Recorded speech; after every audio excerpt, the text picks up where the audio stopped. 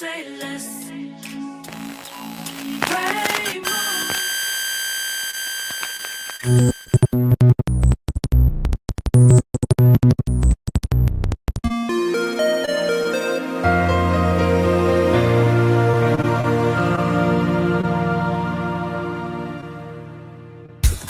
Let's go! Yo! This is a message to all believers. We're not ashamed of the gospel of Jesus Christ. Yo! Listen.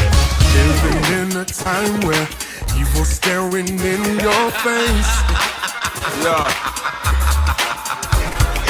Problem situations, tragedies are commonplace. Persecution running rampant, it makes you wanna lose your faith, yeah. But please don't be discouraged, just remember he's the way. Yeah. Let your light shine. Oh, God.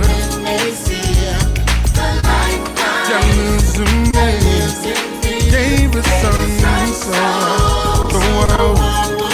It's in him who should believe. Everybody shout! Even from the mountain, even in the valley low. So I'm not ashamed. I'm not ashamed. Can't keep it a secret. Gotta let the whole world know. Listen, I get so excited at the mention of his name. Yeah. Said there's no way that I can hide it. It's written all over my face. So tell me who else would love me after all the wrong I've done. So don't expect me to keep quiet. I'm about to lose control. Yeah.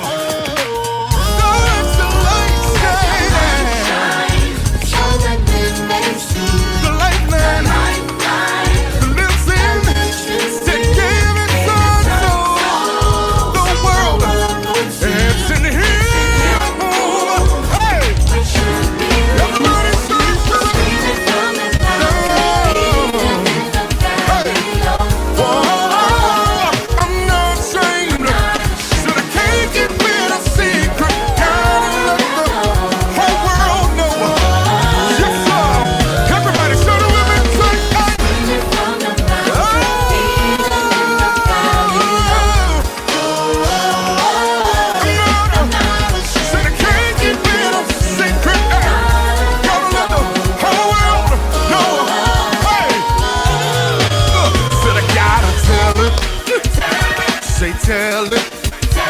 Said he's the King of kings and the Lord of lords. Say tell it. Say tell it. Prince of peace, Lord of everything. Said no more weeping, no more crying. Said he gave me the victory. I'll tell the world.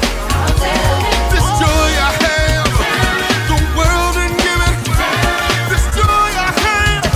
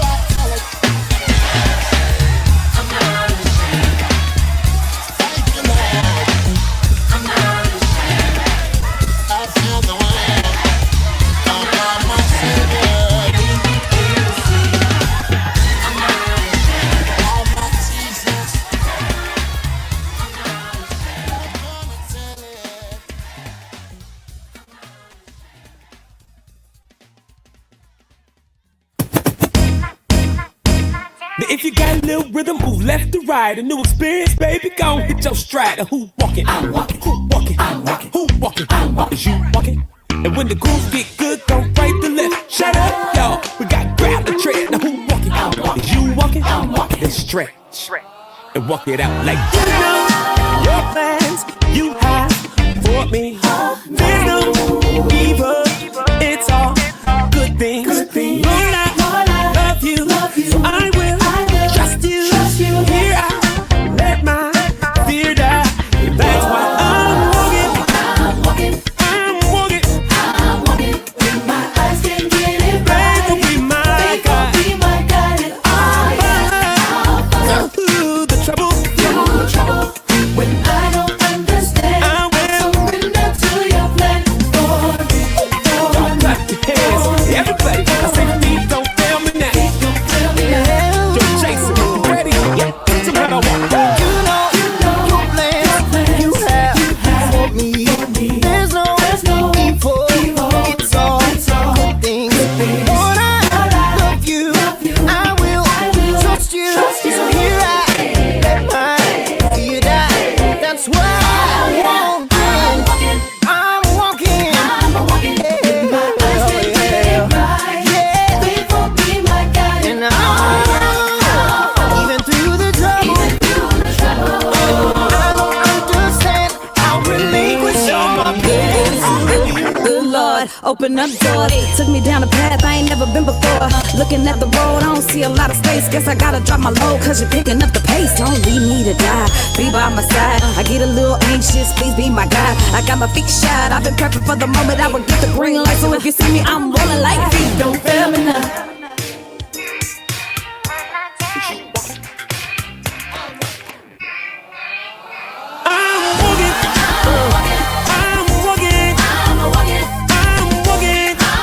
Trying to tell you like I am.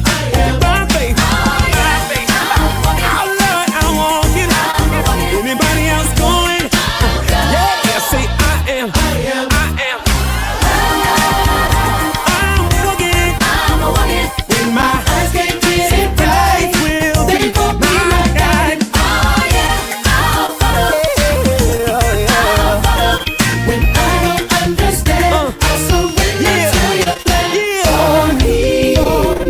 For me. Feet don't fail me now. I'm walking.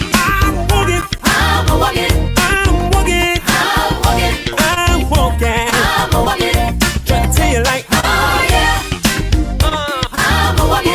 ooh, I'm walking. Anybody else going? Yeah, say I am. Oh yeah. Can I get a witness? I'm walking. I'm walking wherever you may lead. Yeah. Come on, man. Oh yeah. Ooh, yeah. By faith. Sing. Get grandmama now. I'm walking. Go ahead, get Papa. I'm walking. Oh yeah.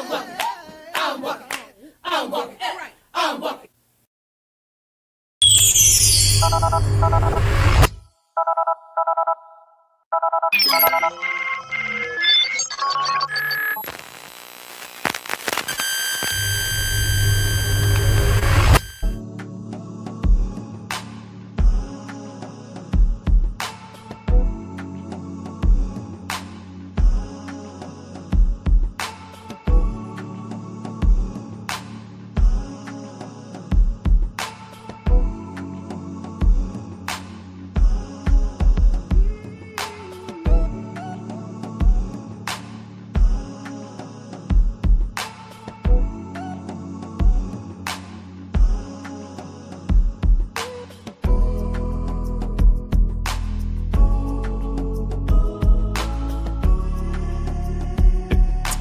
Look at that, I'm muted. I forgot to unmute myself. See, we still figured out. I did a whole speech and now it turned out I was muted the whole time.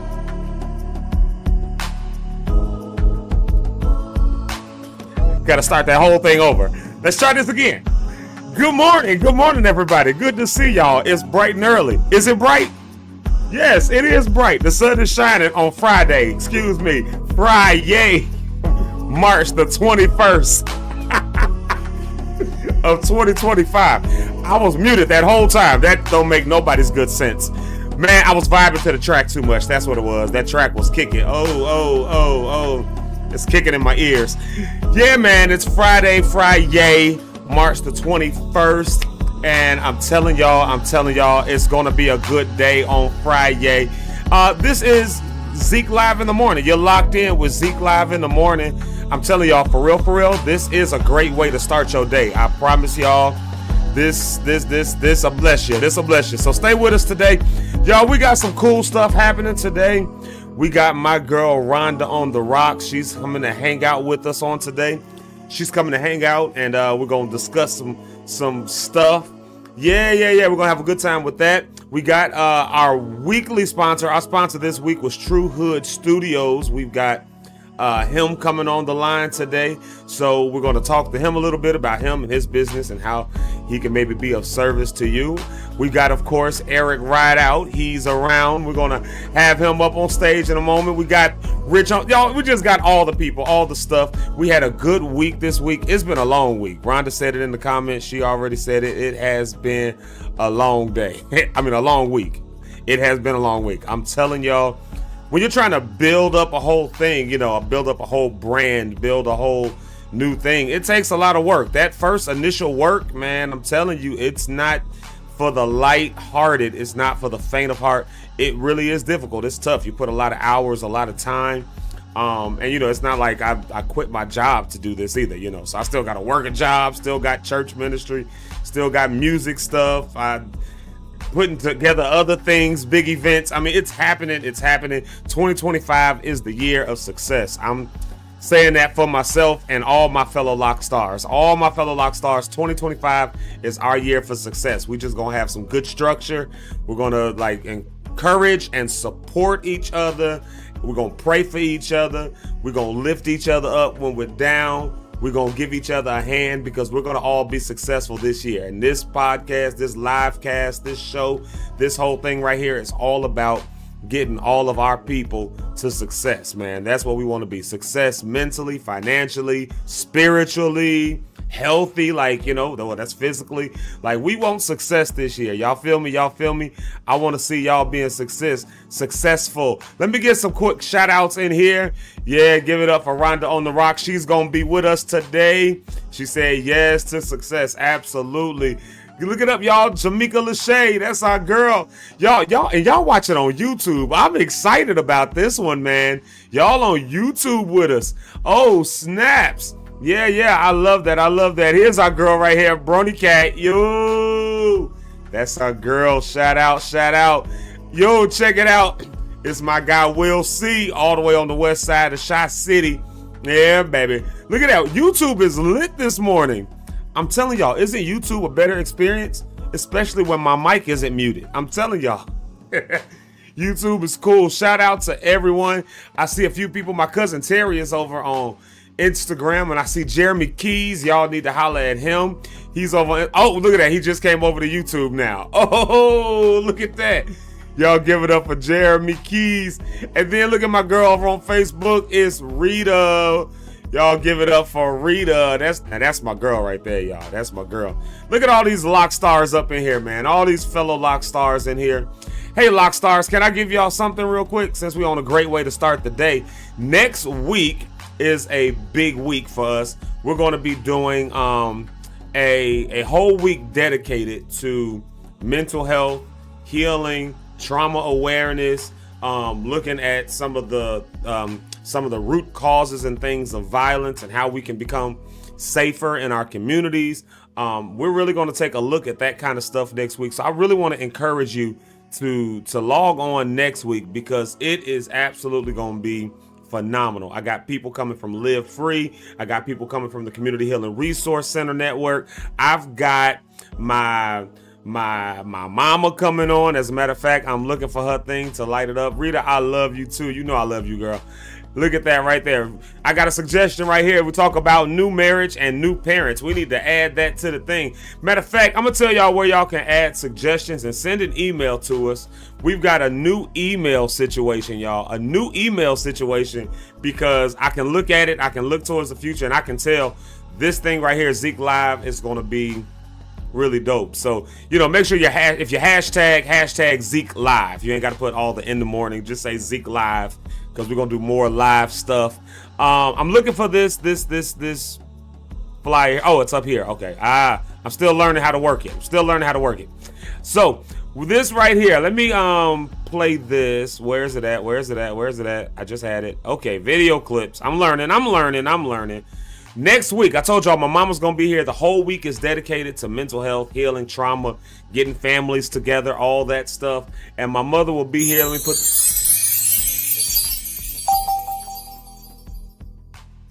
Yeah, so that right there, my mother, she will be here. If you're in the Chicago area, when I say here, I mean specifically here in Chicago. So my mom, as you see, that space is limited. Secure atmosphere for family effectiveness, part 2. So this one is going to be an intimate workshop. My mother, she's a licensed clinical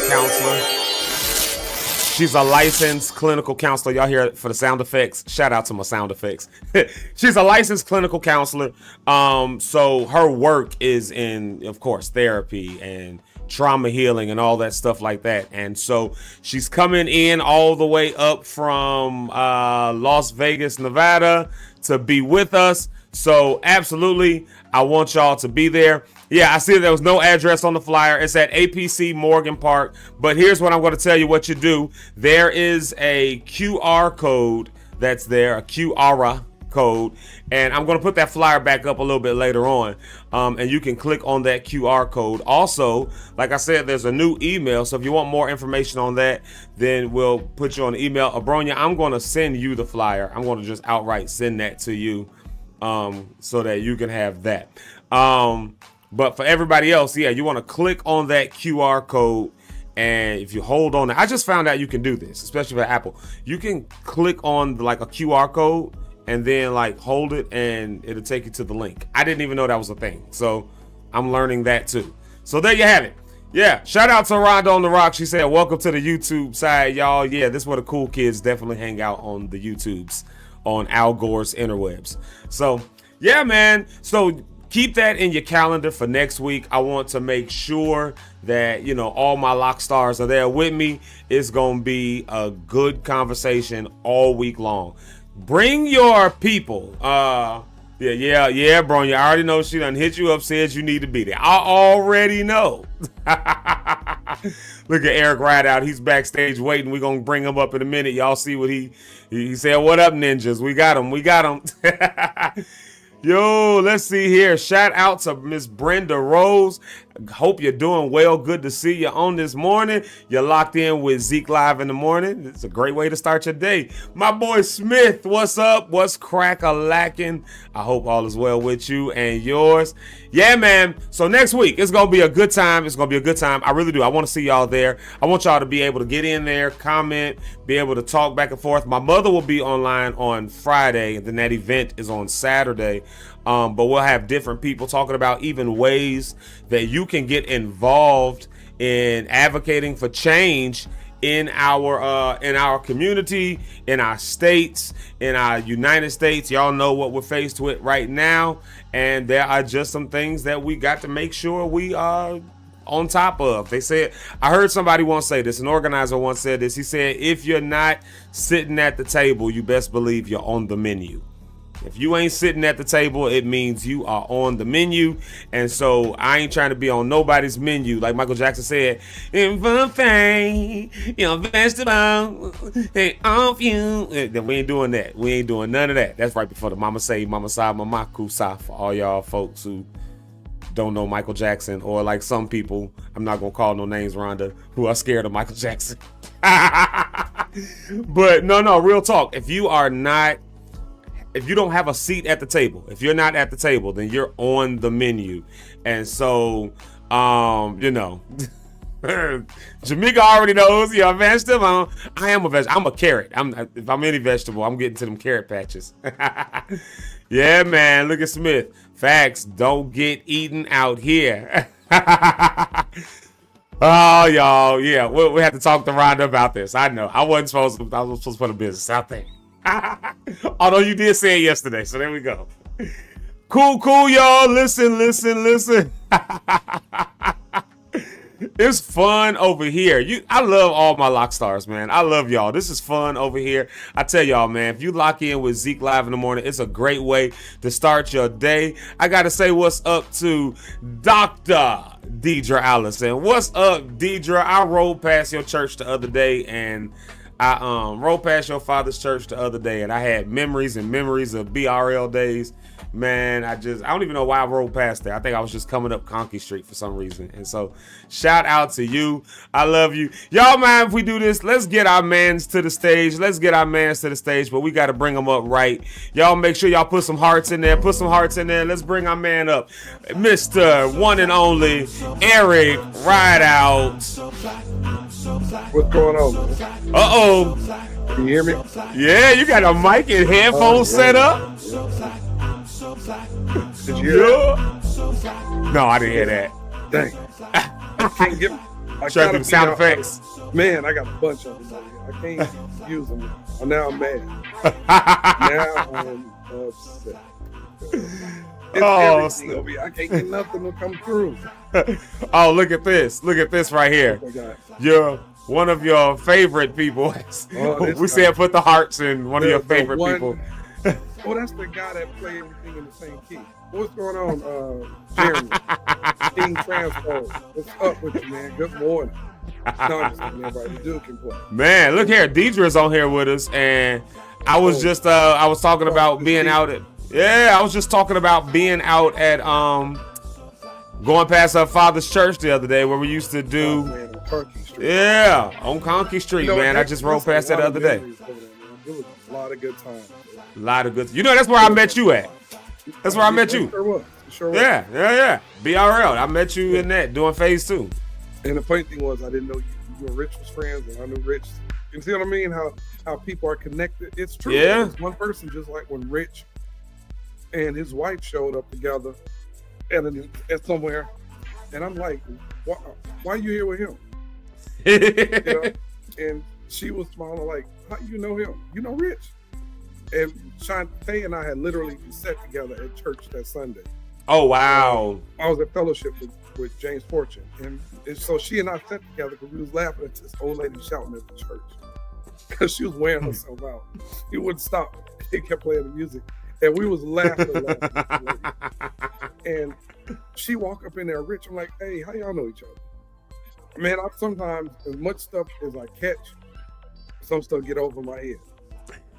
Just like with Pam and Cortez Vaughn, I remember we were together. And I said, man, you gonna get married one day, ain't you? He said, yeah, she walking around here now. So, okay, Pam come up, she's talking to him all day, bringing him water and stuff. Man, she is so helpful. You know, so if it would have been a snake, it would have bit me that day. Sometimes I normally see stuff, but, you know. But man, good morning to everybody. Everybody. Man. How was your night? I know we've done like we was up all night talking on, well, yesterday at least. We've been meeting like every day trying to figure out ways to pull this show off and improve this show and just make it, make it something. We can't announce what we working on right now. We talk about it like we can't announce that yet, but Eric, I think you'll agree with me when I say this is going to be like dope. What we working on. Oh, it's gonna be crazy. I mean, even yesterday, after we were done talking yesterday, I was on the phone with 2 of those individuals we met with last night, still working out some details and some stuff. Yeah. That's all I can say. It's gonna be good. Yeah, it's gonna be really good. Hey, y'all, listen, y'all got to stay locked in, and I'm telling y'all, share it, because you want to lock in with us. I'm telling y'all the plans that are down the line for the year 2025. We're talking about success in 2025, and I ain't talking about nothing that I ain't living. That's my New Year's resolution. I think I'm not talking about nothing that I ain't living. So if I'm talking about success, it's only going to be because I'm living it. So yeah. So I don't know if anybody else feel that way. That's how I feel about it. Wait, Zeke. I don't believe it. Rita told me good morning. Oh my God, I gotta see it. Let me find the comments. I gotta find. Yeah, she did. I can't hear you. I'm like, I'm not trying to talk real loud. It's 7:50 in the morning. I got neighbors. If you all can't hear me, that's one thing. But Rita, just for your benefit, she's trying to hit me over them gunshots from the Wild Hundred. So I'm sorry. Man, oh Lord. Talk about my area, niggas. Oh yeah. You remember we used to rehearse over there? Yeah, 115th and Halstead. Yeah, Right 115th and Halstead. Shout out to Darian Mickens, Pastor Mickens. Yeah, man. What's the name of the church? Got me right when I was taking a drink. Lights of Zion. Lights of Zion. Yeah, Lights of Zion. Yeah, he's the pastor now. Yeah, he took that over. Yeah. Good dude. Yeah, man. We had some adventures over there in Lights of Zion. We definitely had some adventures. We had some good times. Put together some good music. Smith, you're part of it. You made it. We got to get into that. But oh, look at that. Rhonda used to work over that way. How cool is that? Oh, wow. Yeah. She does it all, right? She does it all. She basically does it all. She's an amazing person. She's a rock star. And when rock is spelled RHOCK. When I tell you I'm mad though, they can't hear these effects on here. I cannot figure. What do you got it plugged into? Is it plugged into something? Everything's going into this laptop. It's got to be a way to do it. I bet we can figure that out. Let's figure it out this weekend because I bet it's gonna be dope. I bet it'll be dope. Yeah. Hey man, we got to give a shout out to John Johnson, man. He's here this morning with us. Of course, we love John Johnson, man. He's always with us. Look at that. Rhonda's got rock stars. We got lock stars, and we all in it together. Oh, snaps. Yo, dude. So we got like we have a pretty dope week planned up for next week, Oh, next week is gonna be amazing. Yeah. Talking about all the trauma healing and awareness and all that. A lot of black folks don't realize that we traumatized. We don't realize it because we're not really like using that language. You know what I mean? Yeah. I mean, and you can have trauma that is subconscious trauma. Yeah.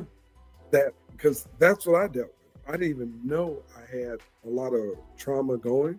Yeah. And I'm like, I'm not worried about nothing. And the doctor said, you're stressing out. And to come to find out after talking to the psychiatrist and all these different people, I had mental stress happening. I had no clue. And I was subconsciously stressing, even in my dreams. Sure. Even in my sleep. Even while watching TV, they said your mind may be one thing. You in your head is maybe watch TV, but part of your mind is worried about that issue still. Yeah. I didn't know that was a possible thing, Mm-hmm. Like, and we think about stuff like even just like in our communities and stuff. So, some of the work that I do, I always talk about it, but the work I do like through our Community Healing Resource Center is around trauma from violence. Like people have these traumas, like even in our neighborhoods. So Live Free advocates for like violence, like laws and stuff. They advocate like actual government. Like we got a day of advocacy on April 10th. We're going down to Springfield, marching on them. I'm sure I have a bullhorn.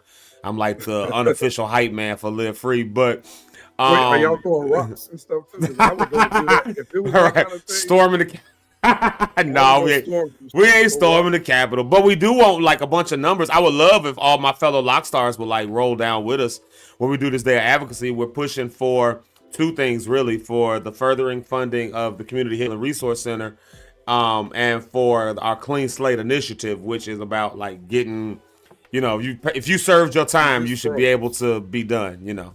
I'm frozen. Uh-oh. There you go. You back now. I'm back. There we go. I don't know what happened. It was like, oh my Lord. You know what I think I'm gonna do? I think I gotta get a hard plug and plug in instead of using my laptop.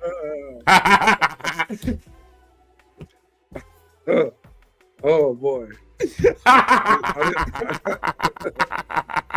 Those that don't know, some of y'all know what we were laughing at. So Yeah, but I mean, with the with the healing resource centers though, we recognize that as we advocate for different gun laws and stuff like that. Yeah. Oh, Jamaica said I didn't freeze on YouTube. Oh, snap! YouTube is dope. That's what we get it anyway, right? So. Yeah. As we advocate for gun laws to change and stuff like that, we realize that absolutely people in communities have been traumatized, whether they had a gun pulled on them or not, for instance. You know what I'm saying?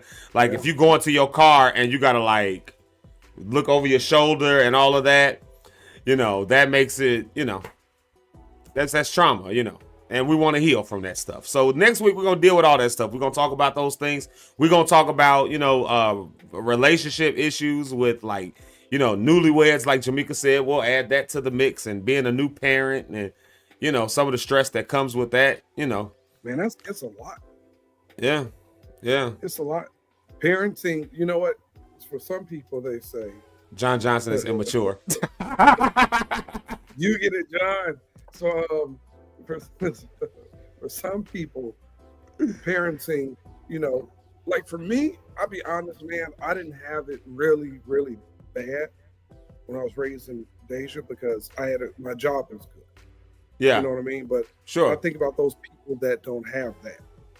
Don't have the insurance, don't have, you're not raking in a couple $1,000 every 2 weeks. So for those people, or, whatever, it can be a struggle. Parenting can be rough. And look at the world now that we have to raise our children in. Yeah. Like we were talking about yesterday. Zeke, I think we talked about this offline. I'm not going to get off the schedule we have. But I don't know if people saw this on the news. But the federal government has done a few things. Like on where the veterans website, for example. Who was it we were talking about yesterday? Hall of Fame black baseball player. Jackie Robinson. Sure, Jackie Robinson and other Emeka Evers. And even some Asian people. They've been removed from the federal website. So you used to go there and see their history because they're veterans and things like that. Due to that new policy that the president put in for DEI, they've removed all of those people, any foreigners, off that. Foreigners or blacks are moved. And the other day, he passed something that's going to turn back the hands of time if people choose to do it, where federal facilities can now segregate the people.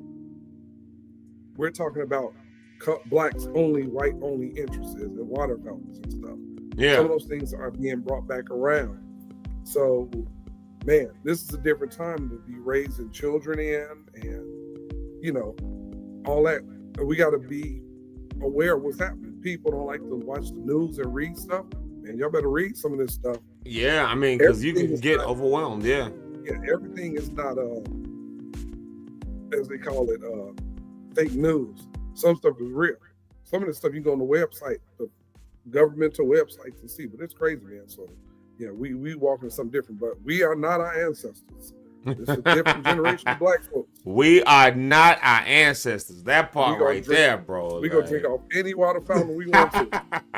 And try to stop one of us to see what happens. We're seeing what's happening there, because there's been a real rise, man. And we gonna get back on topic. But there's you good. We just bantering right now. You good, yeah. That is the banter part. There's been a real rise, man. And we're talking about how now people are starting to do that old school stuff. Hey, hold the door for me. And I saw, like I said online, the one black girl's talking to somebody and this other person, another nationality. Not all, everybody in other nationalities, to be clear, are not bad people. So before somebody get to saying this is a racist podcast, it's not. But I'm talking about those cases where it is. It's a real thing for people of color to deal with. Other people will never understand it. They say, oh, just get over it. You can't get over something that's in your face every day. Yeah. Yeah. And this black girl was walking in the store and was told something, and the lady got mad and just spit in her face. Yeah, we're talking about that one, yeah. Dr. King and it was marching, they just wiped it off and kept walking. This girl wiped it off and gave a couple of two pieces and tightened her up real good. What's it say? I attended a. I'll just put her comments up there. Yeah, she was saying she did it. attended a dinner and conversation last year about prison reform and ex-offenders trying to make a living in society, and she works in that world with like youth and stuff like that as well. And then John put it up there. He said, "We raising all the folding chairs in 2025." Oh yeah, we share stuff. That's what John. You said, look at that. This is not what our parents or our grandparents dealt with. We're not those same people. What it says, being single is stressful too. Pumping gas. I'm going back through some of the other comments that we just going through, just acknowledging people's comments, buddy. You know what? I saw a girl say that yesterday. She was online and said, "Do I look like a man to you?" And she had to get her own. She was putting air in her tie. I'm like, "You look like a man. You just like somebody doing what you got to do." You know? But I get it. Single life can, we'll get into that because we're gonna have to have a relationship conversation with you. Yo, I think we should have that. I think we should have like a relationship week. Yeah, man. I think that would be dope. Like something that's to like something about singles, newlyweds, folks has been, married for a long time. Get them on here. Oh, we should hook some people up. We could hook some people up. I'm good at that. I'm good at that. And also we can get a date sponsor. That would be dope. And then send somebody on a date, and then get them back on the live to talk about how it was. Talk about how the date went. And no holds barred, say how it was.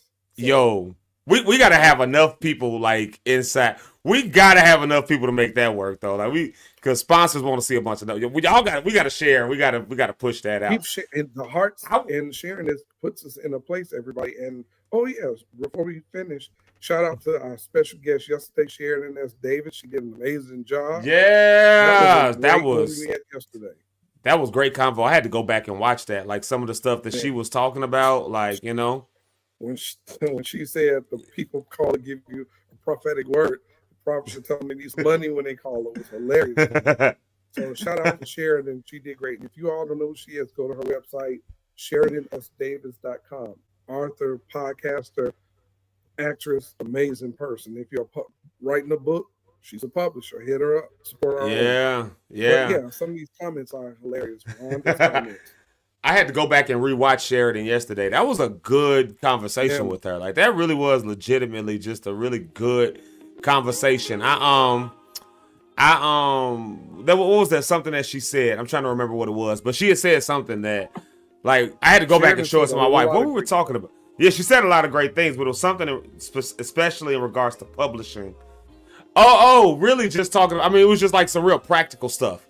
Like she was talking about, for instance, like, what you doing? You starting a business, you ain't even got a headshot. Like, you know what I mean? Like little stuff like that. Or like, we just try to upload stuff into YouTube. We live in this microwave generation, I think.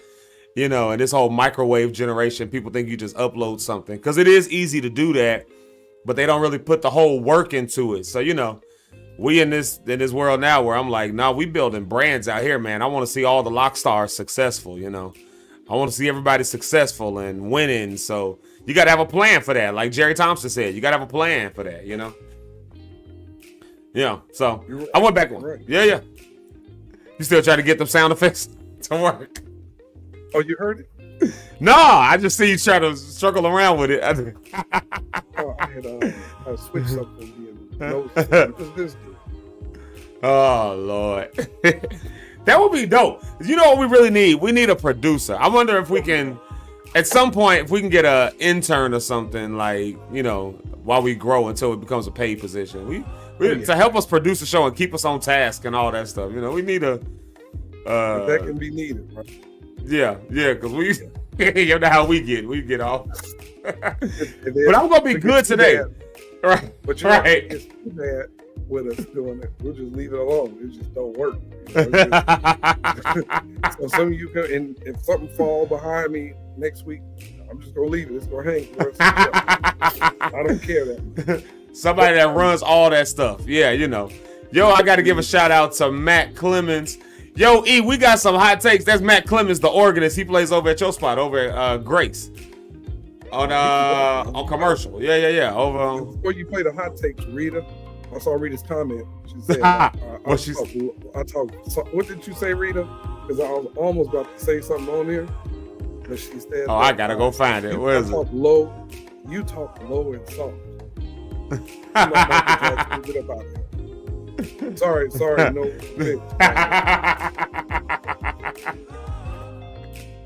The neighbors do shoot. Well, anyway, see, we got some hot takes today. Yeah, we got some hot takes today, man. All right, bet. So, all right, you know we always got these videos that we've been putting back and forth. So I'm wondering, well, okay, you got to see this one. I watched that father with the bird again. Just was laughing. That one with the bird, that one, oh my God. Oh my God. Like, I can't wait to have children so I could do that. Oh, man. Y'all know we got a new email address. I'll put it in the comments a little later on. But Zeke Live 730 at gmail.com. You can send us your hot takes that you want us to show, and we will show those. We'll get you involved. Yeah. Great apostolic. There you go. Grace apostolic. I said great apostolic. All right, I'm trying to load this thing up. Let's get the right scene going on here. All right, we got some hot takes for the people on today. E, you got to see this one right here. Tell me if you've seen this.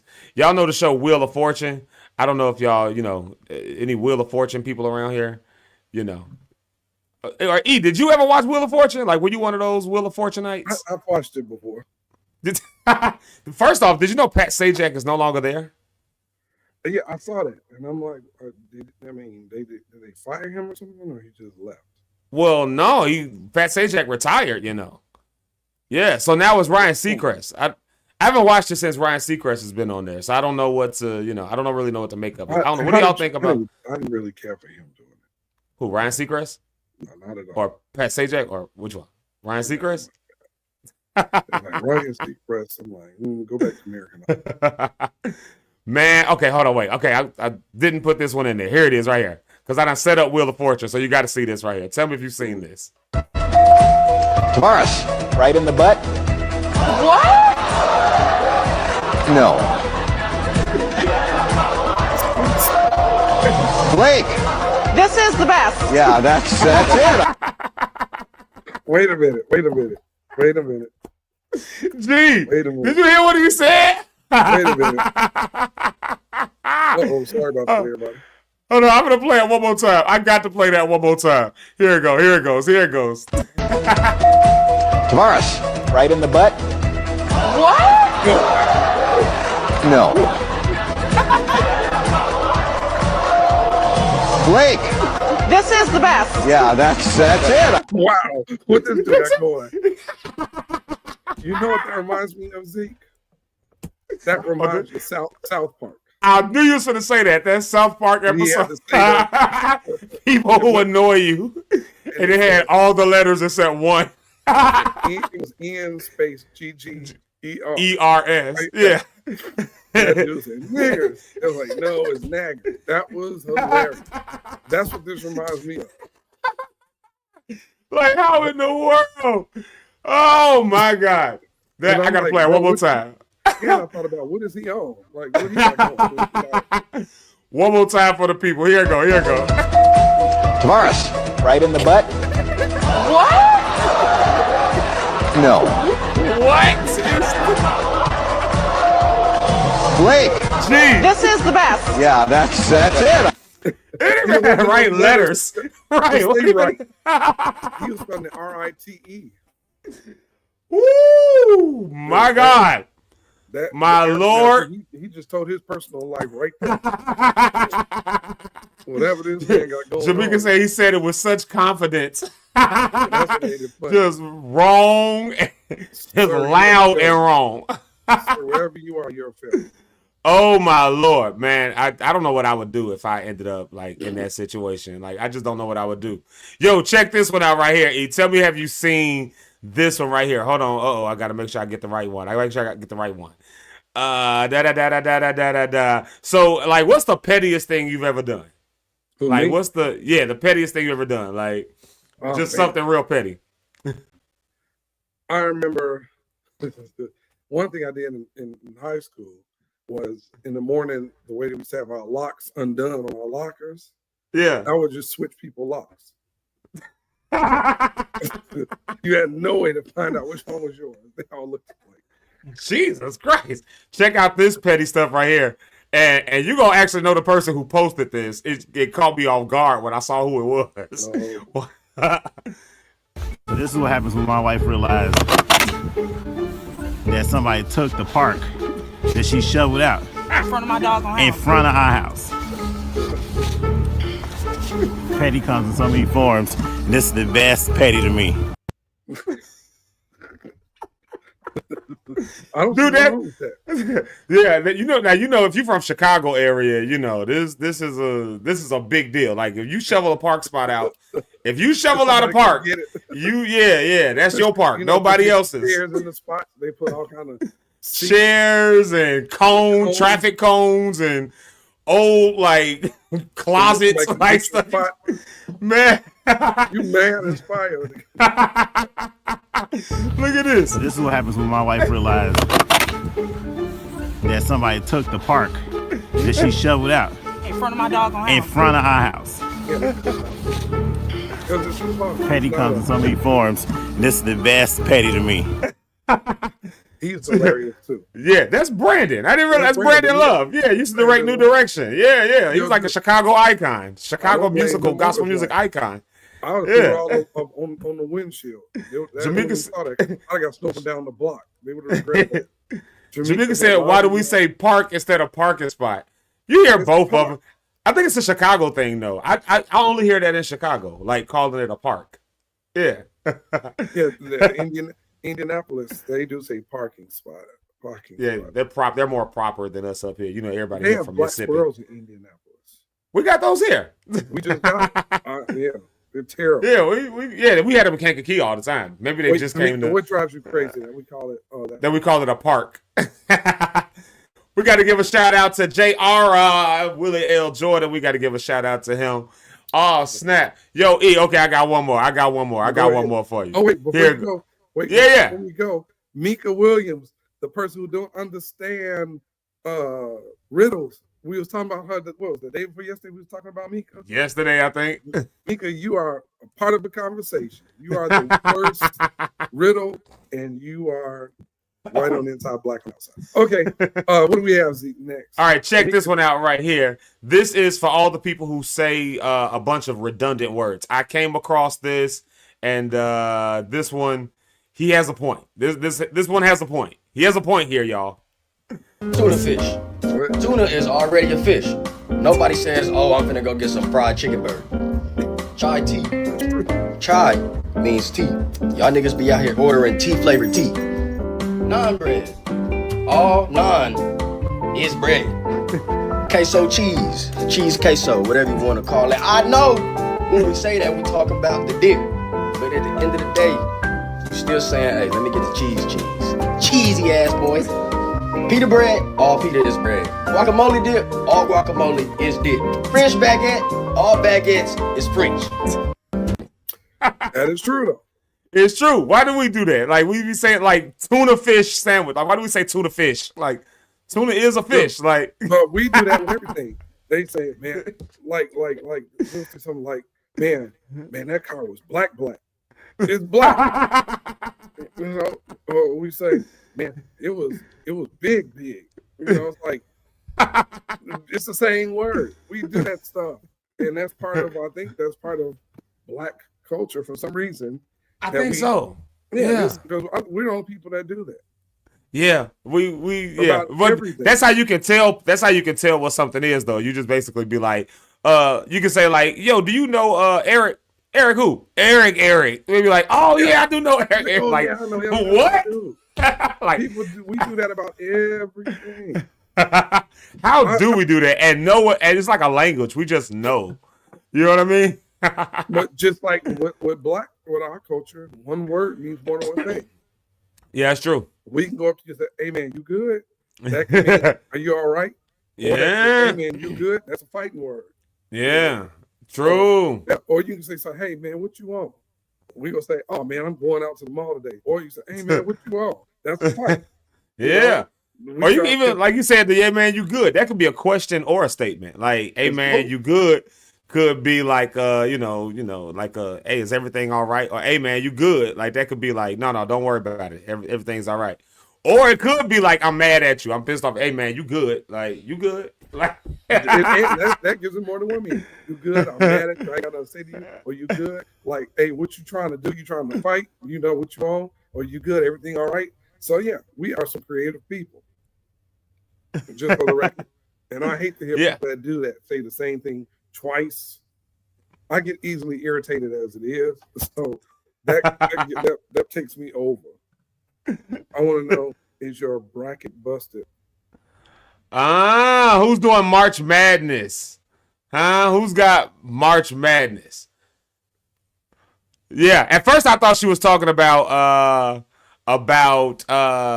your bracket that you got for your microphone. I thought that's what I thought. I'm like, now I get what yeah, so March Madness is going on. You know what? I never participate too much in March Madness. I never cared. Really? No. Yeah, I used to do it when I worked in the workforce. Most people care about, like, oh, it's March Madness. So, sure. You know, it's Black Friday. It's just Friday. But, you know, it's Friday and I'm still black. This every Friday is Black Friday for me. Yeah, exactly. And people, that's just part of the black experience.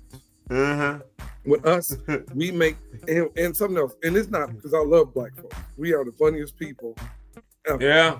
We are the most creative, funny people ever. But we do some stuff that you sit back because we all got that one person. I ain't gonna say it. I was about to say something, but I keep some of them in the comments. You know, and this what I was saying was this. You know how you got that? We say that such as that here. Everybody knows it. And that's something I never want to be. And I bet you, Zeke, I never want to be. Nobody wants to be the person, that guy. I never want to be that guy. Yeah, you know what I mean? For anything, whatever is attachment to. Oh, that's that guy. Nobody wants to be that person. Never wanted to be that. It's usually some kind of weirdo, right? That guy is always just a weirdo who like cringy. Speaking of, like, we got Keys in the comments, right? Here we go. I would consider Keys to be that guy. You know, he comes around, you know, when he goes, here's that guy. Nobody wants to be that guy. Keys is kind of that guy. You call Keys that guy? You think he's that guy? What was that word? Never mind, I ain't gonna say that because that might break up somebody's relationship. Not you, Keys. I'm thinking about something Tamika said before. We can go on that. But everybody got that guy person. Nobody wants to be that guy. Ever. So Keys, you're that guy. Keys, you're that guy, officially. Nobody wants to be. But sometimes you can be that guy, like be that guy. I don't know. I don't know. It's different. Maybe it's how you say it. This is the guy you want to be. When you come to rooms, oh, man, you know, everybody meet you and they pat you on the back. Oh, hey, this guy is on it. But when you walk in the room and people say, oh, that guy. Oh, so you want to be? You got to be this guy. This guy is like a good introduction. Hey, man, look at this guy right here. He's good. Yeah. But if you say that guy, that's no. You don't want to be that guy. You want to be this guy. You don't want to be that guy. Everybody remember about the N-word. Just like you don't want to be. Oh man, this nigga. You don't want to be that guy. Because we all know something. We sit in church and say it. And some of y'all do it to pastors. You get up and say, who preaching today? Be honest. See? We gotta have Keys on here one day. We got. I know he works and stuff, but we gotta have him on. I like to clown Keys all the time. I whooped Keys in basketball before too. I know he was in something different because he got the video. I had a bad day. You got video? You say you got video of this? He's got a video. He said my shots was terrible. I was trash. I was trash. And everybody, just for the record, I tease Keys all the time. But he's a good dude and a great musician. He is a great musician. I just don't like. Shout out to him. He has terrible eyebrows. But other than that, he's a good dude. Keys is a good dude. Everybody, really, really good. And what? Him and his new soon-to-be wife. Yeah, shout out to that. Ari was our very first guest on the show. Yeah. She was our very first guest on Zeke Live in the Morning. Could be and Keys would be a guest. Yeah, we gotta have them back. Yeah, we gotta have them back. Keys on next Saturday. Next Zeke Live in the Morning, airing Mondays through Fridays. We're gonna have Keys on Saturday. On Saturday, Keys will be our special guest on Saturday morning. Everybody tune in. We should have him and Ari come on, like after the win. if they want to. Yeah, I would say like even while they're engaged and just like How did he know But he I'm was always the one? How did she know he was the one? all that. Yeah, but I'm always careful with people in their engagement period. Yeah, you get to hype it up then. Not you all. It's not either. We hype those fight thing. Then next thing on Facebook, she said, "Got it," because we can put that in. What God has for me, be for me. You can tell when people mad at you. When women especially, you don't answer the phone. Right. Next thing you know, living my best life. God reveals all things. God reveals all things. Right. Only time will tell. What else they say? I was just going to say that. Yeah. Don't answer your phone when your girl calls. It's all in this season. Jeremy, when they show you where they are. Jeremy said he has the footage. He said, "Don't nobody believe E, because he got the footage of him winning in basketball." You're right. I admitted to it. I was trash. It was real bad. Hey, yo, I fell over. Go ahead. I tried to do something. I found the video, jump over a chair, and I fell. So that's what happened. Here's a good question right here. I've always wanted to know. So if y'all don't know, this segment right here, we just talking our comments, obviously, as y'all can see. I've always wanted to know, why would pastors get upset if a member of the congregation chose to sing in the community choir instead of the choir in the congregation? That's true. How many of y'all ever had pastors like that? I wonder, because I do know some folks that's that way. It's kind of like this whole energy of, I need to move this over because I'm trying to see. When y'all see me doing all this, I'm looking at my second screen. The question, I'll put it back up there. Okay. Yeah, I'm trying to see my second screen. This ring light in the way. I need to move this. I have always wanted to know, why would pastors get upset if a member of the congregation chose to sing in the community choir instead of the choir? Well, I mean, if your choir at your church trash, you don't want to sing with them, just don't do it. I'm just being honest. That's how I look at it. And so many of us do. My church choir could sing back in the day. I came from a good church choir, but I was also in the community. But then, maybe the community choir is doing things your church choir not doing. Maybe they're traveling, they're out in the streets, and sometimes it's good. You're meeting new people, you're making new relationships. That's true. That's true, reasons, man. Yeah. And some pastors do get mad. I know a pastor right now. His members have to ask him, can they get the haircut? It's serious over there. What? You call them out. Who that? I would call them out. We're gonna all show up at their church for a visit. We're gonna visit their church. You got a church like that. You got to visit 4 Sundays in a row. You just gotta visit every row. Yeah, just go in there for 4 weeks in a row. Just consistently show up. Hats, earrings for fellas. All that. No, it's churches like that. I think a pastor who's unless that community choir or those people have a really bad reputation and your pastor can genuinely be looking out for you. Mm-hmm. Other than that, I just think it's a sense of St. James Pastor Campbell's a good dude. He didn't care nothing about that because Jesse was singing with everybody. Campbell was out doing his thing.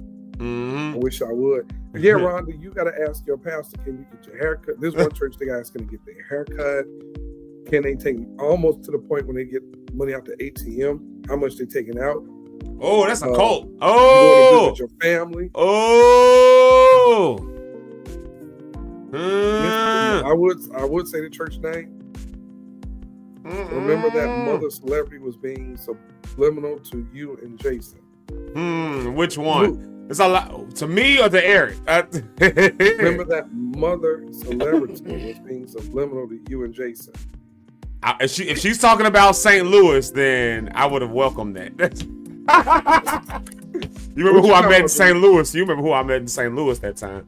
Oh. She smelled like cookies and magic. I promise I remember y'all. It was Thelma from Good Times. Yes, my God. Y'all, let me tell y'all something. Thelma, if I we can only aspire to look that good at that age. Thelma looks good.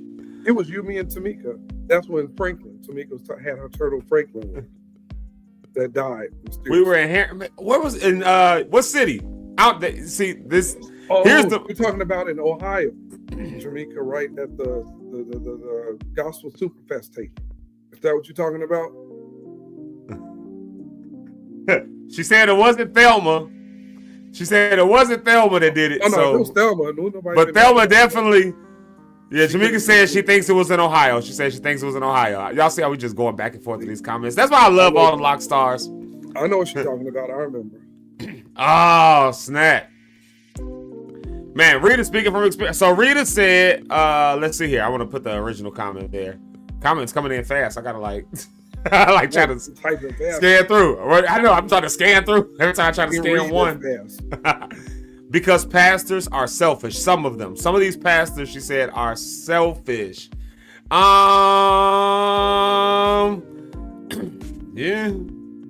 I mean, just say what it is. Yeah, some of them are selfish and stuff. Yeah. I can't even lie. That's the truth.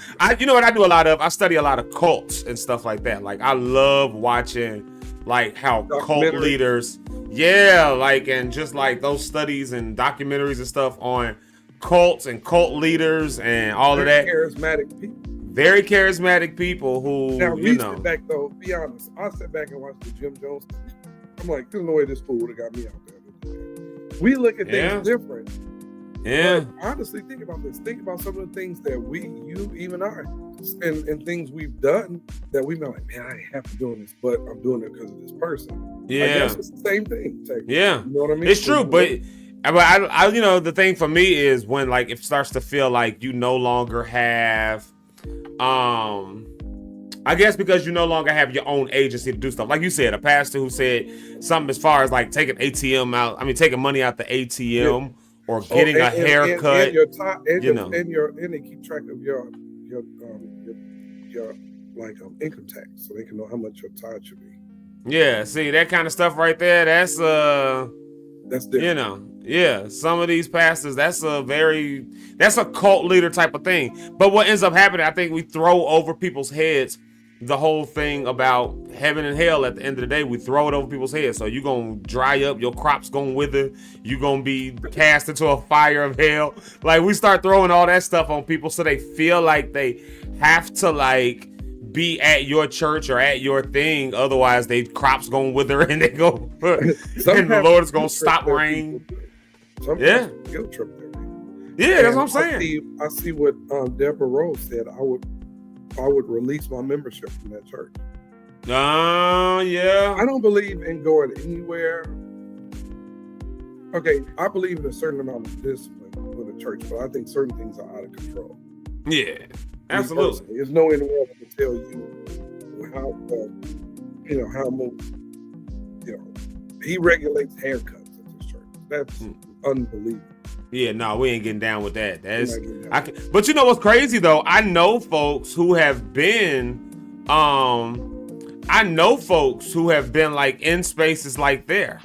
Like I know folks who have been in. I almost said a name. I ain't gonna say a name of this church, but this person has gone on to glory, I guess.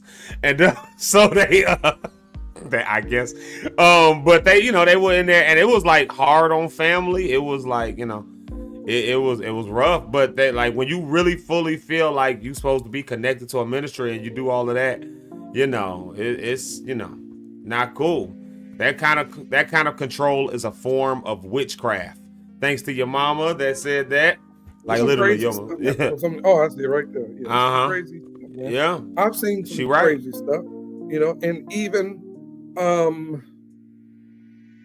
I won't say that. How many of you all have had crazy experiences at churches like that? Or wait, how about this? Have you ever went to a church and you didn't know what kind of church it was? You was going with somebody and some weird stuff started happening when you in there?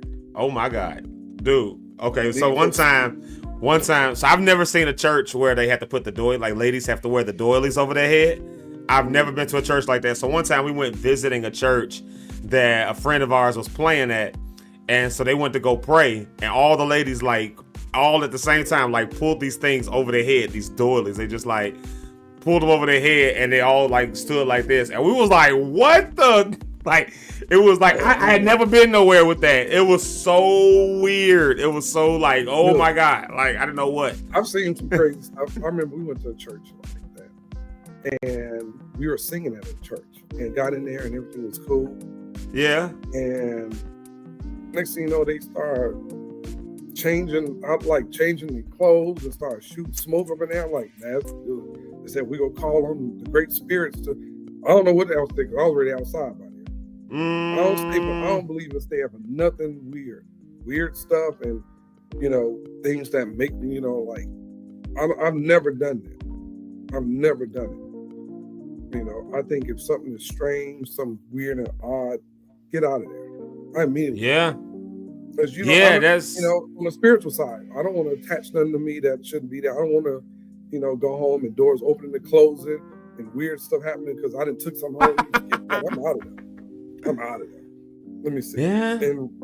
But the community choir thing, going back to that to answer the original question, I'm like, we got far from that. But back to the community choir thing, I think some pastors feel like, especially if it's a small church, they don't want to lose no members. Really, let's be honest. Some of them feel like you may join another church and lead them or all that. When you use stuff like charity begins at home, which is not biblical, by the way, it becomes a form of manipulation. It's okay when you bring 10% to the storehouse. After that, no, he is out of line. Don't wear lipstick. Some women need a little makeup. No, some need a lot of makeup. And some guys. What? I get what she's saying. Because there's churches, I know a church in particular, I'm not going to say no name, but we mentioned this church before, where the first lady will walk up to you if you was a woman and take her hand and rub your lipstick off, or she'll take tissue out of her pocket and rub your lipstick off your lips. No, we ain't doing that. We are not our ancestors. We are not. And we talked about the church on here. Or she'll come to you and you were talking too much as a lady and thought you were talking about she'll pop your lips like that when you were talking. Yeah, she'll get popped back. She'd been knocked in the floor. I remember this one church was at. I was going to say something. Let me be. We was wrong. We wasn't wrong. We were sitting there and this girl got mad at us about having some, we was eating gum at the church. She's like, you can't have no gum. We're visiting church. Like, shut up. Who you talking to? You can't have no gum. I'm going to go tell Deacon Jefferson. So what? Go get him. Who is Deacon Jefferson? So, hey, man, we got to play our song of the day. This is sponsored, of course, by our sponsor of the week, who is True Hood Photography. We'll talk about him a little bit later. He's going to join us in that. But we're going to play the song of the week. The song of the week this week has been our dude, Jeremy Sanders. He was with us on Tuesday. He's got a song, and we want to make sure y'all get a chance to hear that song. Y'all put hearts and love, and when we come back, we are coming back to our girl, Rhonda on the rocks, and we're going to talk about some stuff. We're going to get into it, y'all. It's going to be a good time. Rhonda Michael Jackson is making an appearance for you. He wants to plead his case. He wants to understand why you don't like him. Y'all give it up real quick right now. This is Sounds of Kingdom with Not Ashamed. Let's go! Yo! This is a message to all believers. We're not ashamed of the gospel of Jesus Christ. Yo! Listen. Living in a time where evil staring in your face. Yeah. Problem situations, tragedies are commonplace.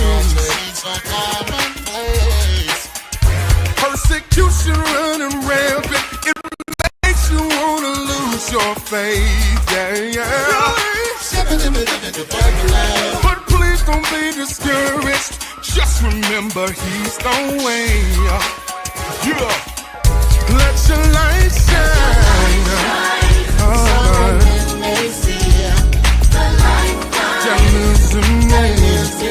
Gave his son, so the world, it's in him who should believe. Everybody shout. Even from the mountain, even in the valley low. So I'm not ashamed. I'm not ashamed. You did a secret. God, listen. I get so excited at the mention of his name. Yeah. Said there's no way that I can hide it. It's written all over my face. So tell me who would love me after all the wrong I've done. So don't expect me to keep praying. I'm about to lose control. Yeah. So let your light shine. The lifeline that lives in that gave its son so the world is in here. Hey, everybody sing to it.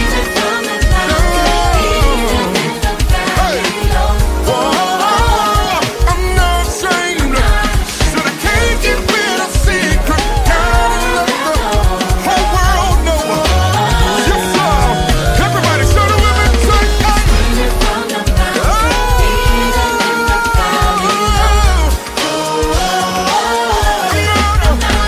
said I can't keep it a secret. Gotta let the whole world know. Hey, look, said I gotta tell it. Say tell it. Said he's the King of kings and the Lord of lords. Say tell it. Say tell it. Prince of peace, Father of everything. Said no more weeping, no more crying. Said he gave me the victory. I'll tell the world. This joy I have, the world didn't give it. This joy I have, so the world can't take it away. Say tell it. Say tell it. If the Lord's been good to you, you gotta lift your hands. You gotta lift your voice. Tell the world how he brought you through. Say that I'm not ashamed. Jump, jump, jump up, jump up and get down. Jump, jump, jump, jump, jump up and get down. Jump. Tell somebody, tell everybody, we're not ashamed. We out.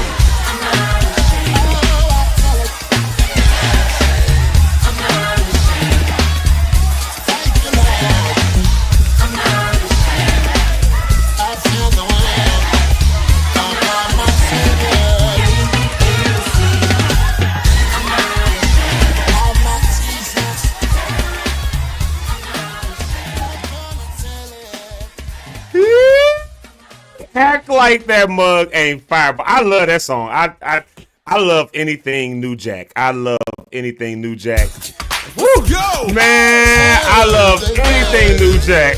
I'm telling y'all, whoo, the Act Like That don't hit, man. We had him as our guest. That is Jeremy Sanders, all the way from Houston, Texas, with his group Sounds of Kingdom. You can get that project on anywhere where music is streaming. You can get that. I'm telling y'all, man. I just love it. I love that song. Don't he sound like Fred for real though? Oh my God. So we had him. You can check that interview out from Tuesday. But right now, y'all, we have got some fun for you. We got some real dope conversation to get into. And y'all know, whenever she comes, it's a blast. She's one of our lock stars in her own right. This is who it is. It is the one and only. We gotta bring to the stage Rhonda on the rocks. Woo! Hey. You gotta let that beat ride. You gotta let the beat ride when Rhonda comes. You gotta let the beat ride. Oh, let that beat ride.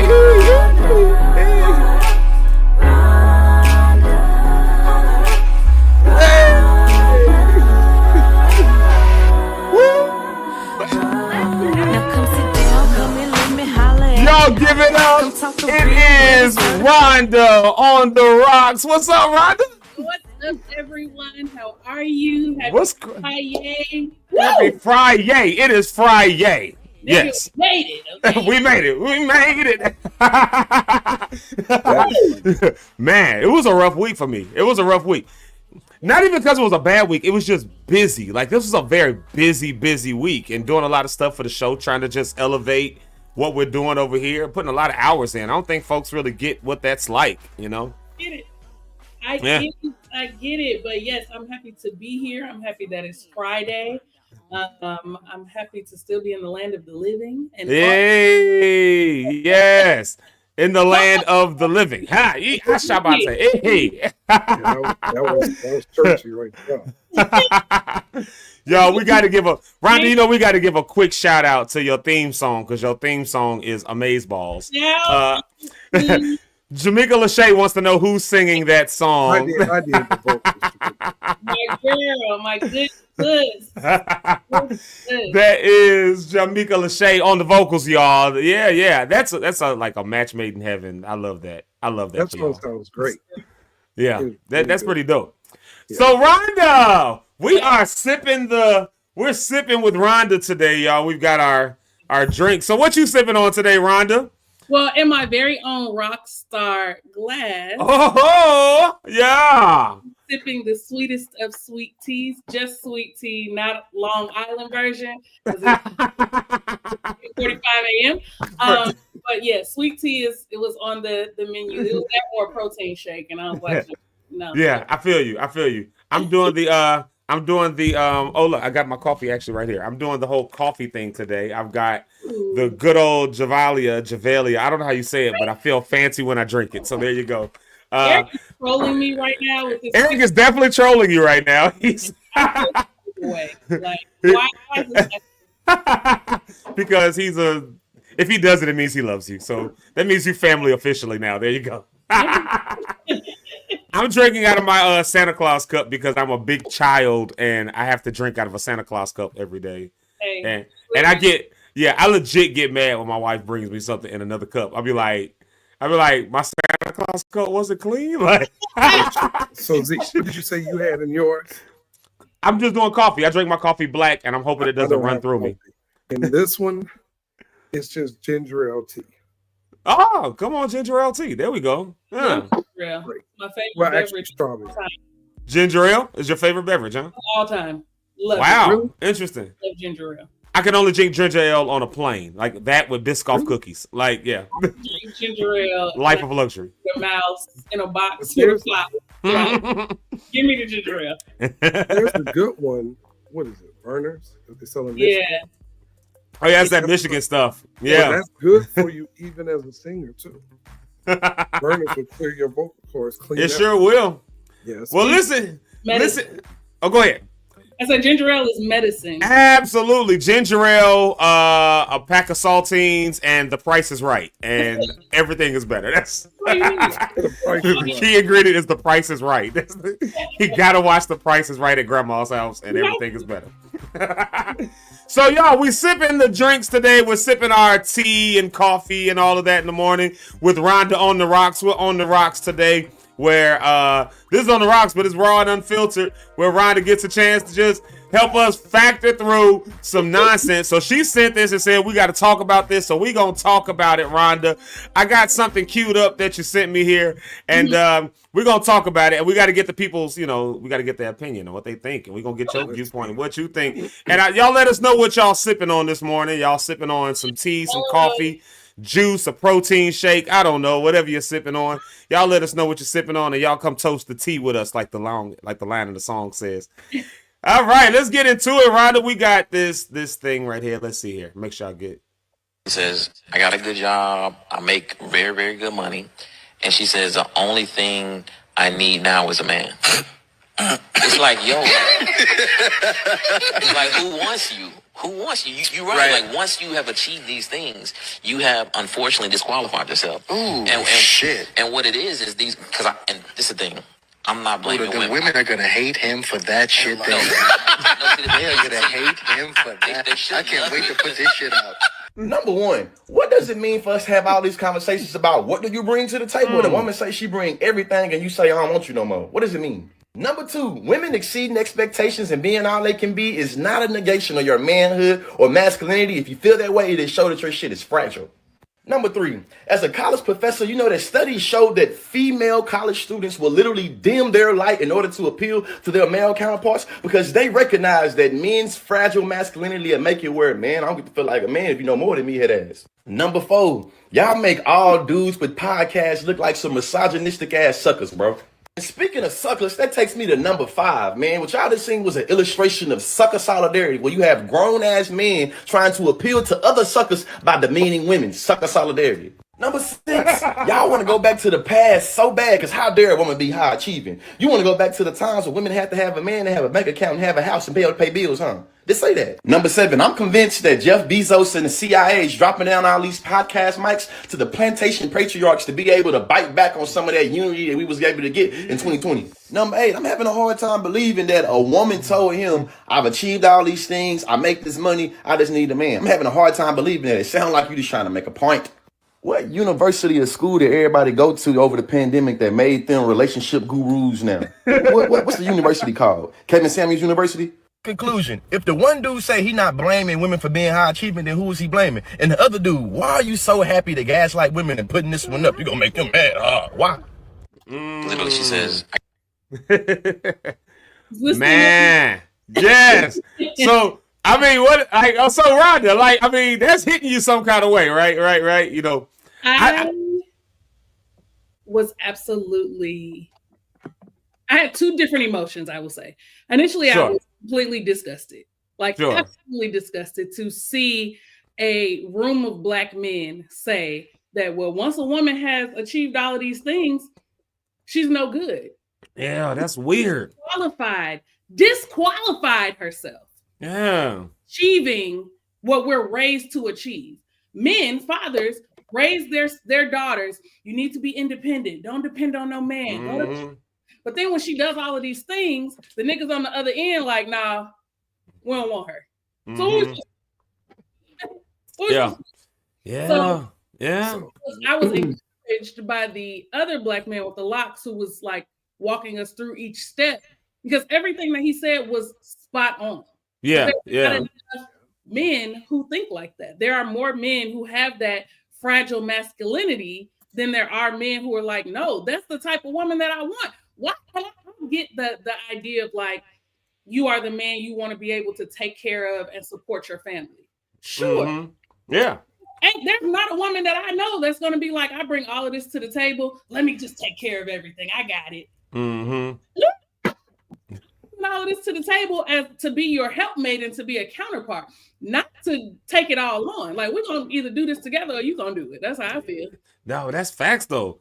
Like, it's weird energy to me because like you said, like I ain't got no kids, but Eric, you got a daughter, like, and you raised her to be independent and she's successful. She's doing her thing.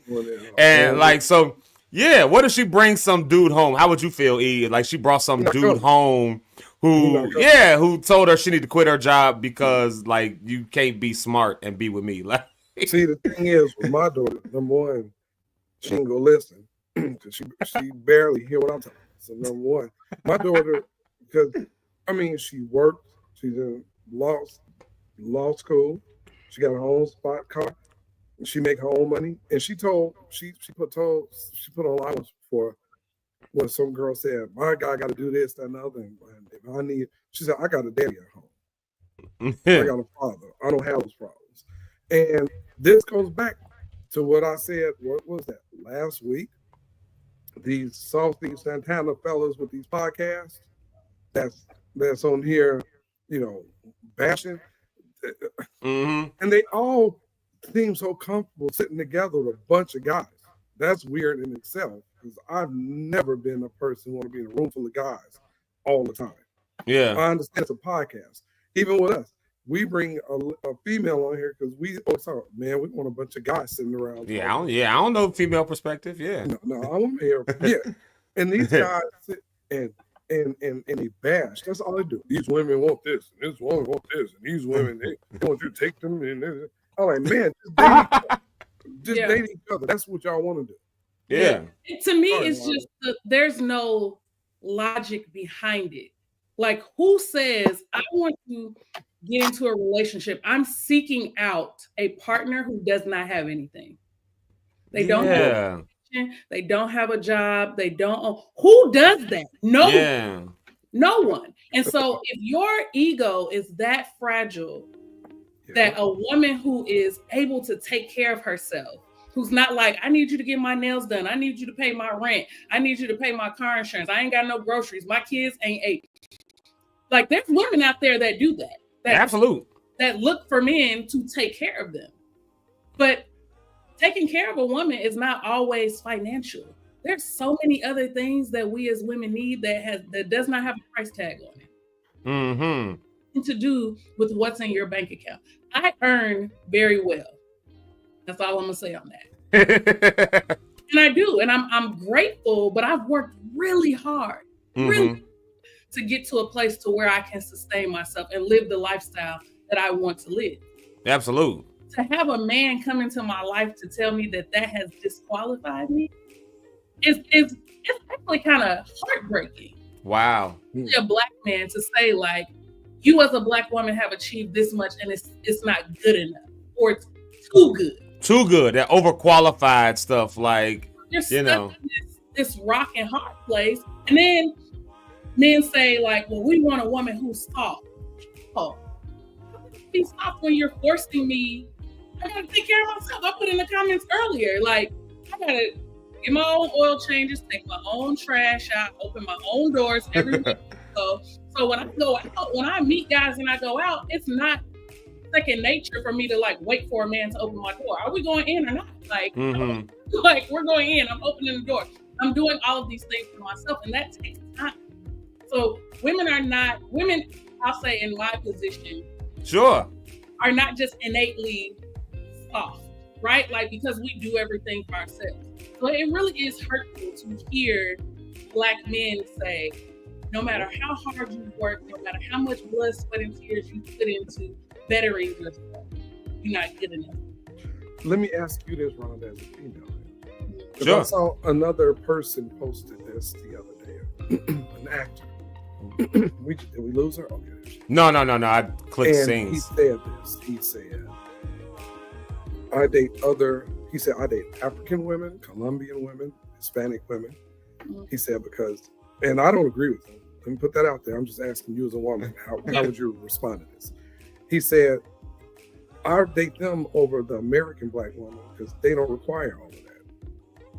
For them, it's like they're happy just being here. He said, I got this African woman I'm dating and she's cool. I don't have to take her. He said, if I say, hey man, we go to Applebee's, she's like, I don't care nothing about that. I'm not in it. There's y'all women over here that's into that kind of stuff. And he said, she's beautiful. She models and all this. She got her own money, this and another. And she don't care about nothing. He said, compared to some of the women here in the U.S. I've dated, he said, we're going here. I don't eat there. Take me to this. He's like, why do I need to pick you and your success when I got these with their success? Who's like, I like that. I just want to be with you. I don't care where you're at. So how do you respond to those type of people? That's fine. If that's the type of woman you want, be with her. But don't come over here when she gets tired of you. Come over here. Come over here when what you're doing now is no longer good enough. Because I guarantee you that Applebee's may be okay for that first date. But she's gonna require more because you're not the only man that's seeking after her. She's beautiful and she's all of these things. Hello, somebody. Another man is gonna be like, oh, you went to Applebee's? Let me take you to the cheesecake. And the next nigga gonna be like, well, let me take you downtown to Ruth Chris. Then what you're doing is not gonna be good. And now you're gonna be like, well, African women ain't no good either. And you got a point, because I think he felt, because he's I'm not gonna say who he is, because he's a celebrity, because he said, I got my choice of women, blah, blah, blah, blah, blah, blah, blah, blah. I can do it. But you're right, because I think even with that, just because you're the celebrity guy that's got money, there are women who's the same way, who don't care nothing about you being no famous guy. Absolutely. Like, most men, unfortunately, well, I don't want to say most men. There are men who cannot handle that. They cannot. Yeah. I'm gonna put a little bit of my business out here because come on with the tea. I'm gonna sip my coffee. So I was like this. recently talking to someone who I really, and if I get emotional, y'all just bear with me. Who I really thought was gonna be somebody I was gonna, you know. Yeah, and yeah. As recently as this week, he was like, I just can't do it. Like, I just feel like I'm getting in your way. You have all of these things going on and all of this stuff. And I'm just like, it's not even that. Wow. I think we miss the point so often. Yes, I have all of these things going on, but I worked hard for them. Mm-hmm. All I was looking for was a partner in it, not for you to take care of me, not for you to do all of the things. Share my post on your social media. You know what I'm saying? Yeah. But men are so insecure sometimes, and it sucks because what they think we want, they've made up in their minds what they think we want instead of listening. Instead of saying like, what I hear you saying is this is what you need, and what you are offering me to me was what I wanted and what was good enough. But you and your own insecurities let a podcast or being on a morning show and all of this stuff. And it really hurt my feelings. It really, really hurt my feelings. But I know, that greater is coming. I'm not going to worry about it. I'm going to go through the season and get over it. But y'all got to listen. Y'all got to be more willing to set your ego aside and figure out what your person needs. It's not about women as a whole. You and one person. Yeah. This is an individual who is saying like, this is what I need. This is what I'm requesting from you. And it's okay to say like, I'm not sure that I can do this. But if you're not giving any explanation why, it's not money. Like a woman who earns well ain't looking for your money.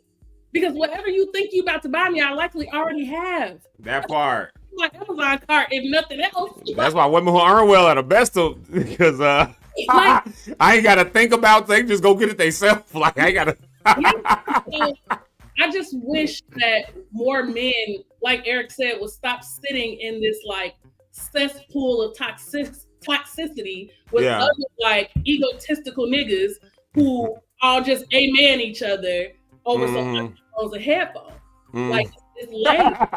It's lame at this point. You know what's weird to me about it all? Like, right? Like you said, like we raise women, especially black women, to have to. First off, we raise them to be well, but always through history, black women have had to step up and do stuff.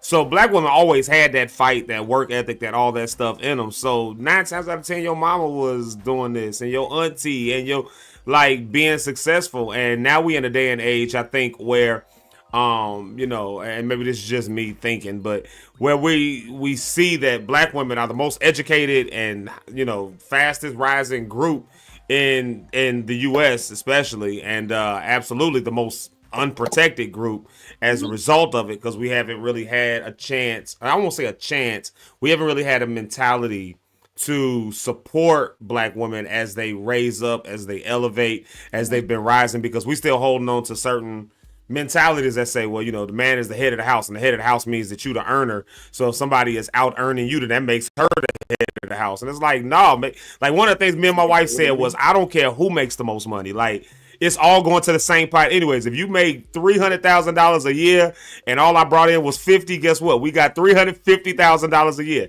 If I make 100,000 and you only bringing in 20, cool. We got 120. Ain't no mine and yours, and I pay half, you pay half. It's all the same pot.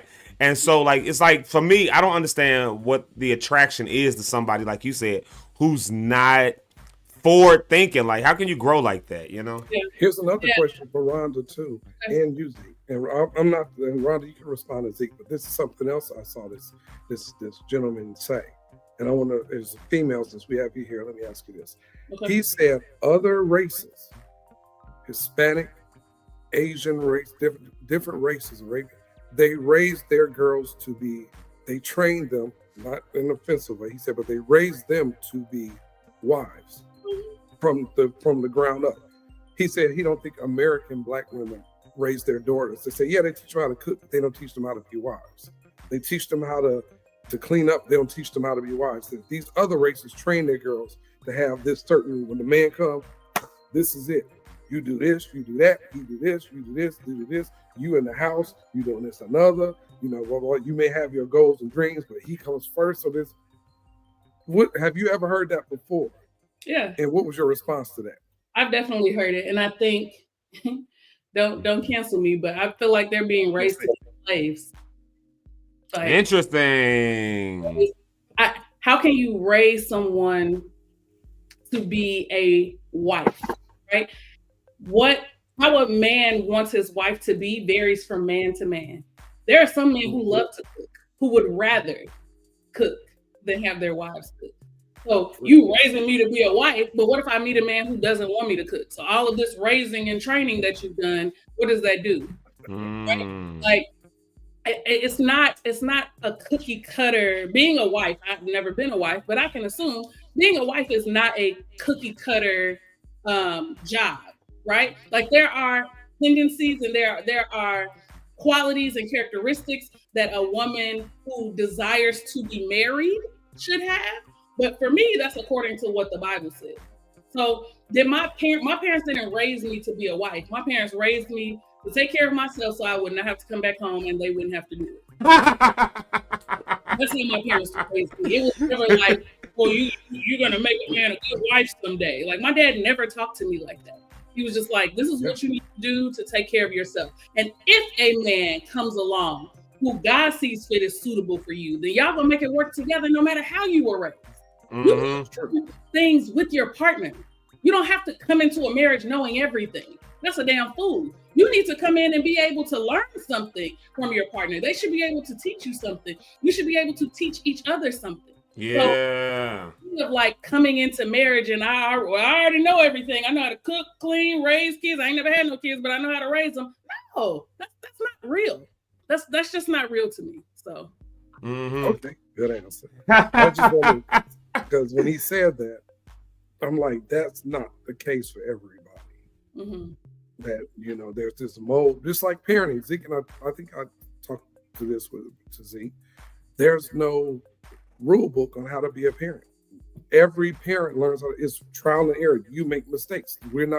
Your women are born with a certain type of thing to care for their children, a certain love, a motherly thing. But being a parent, there's no rule book. Just like this whole thing about, you know, when he said that, I said, no, I don't agree with that. Because he started naming the races and, you know, their divorce rates are lower than us. Black women have the highest divorce rates and this stuff, blah, blah, blah, blah. But you can't just say black women have the highest divorce rates and it's black men too. You know, you can't, you know. But it was just an interesting conversation.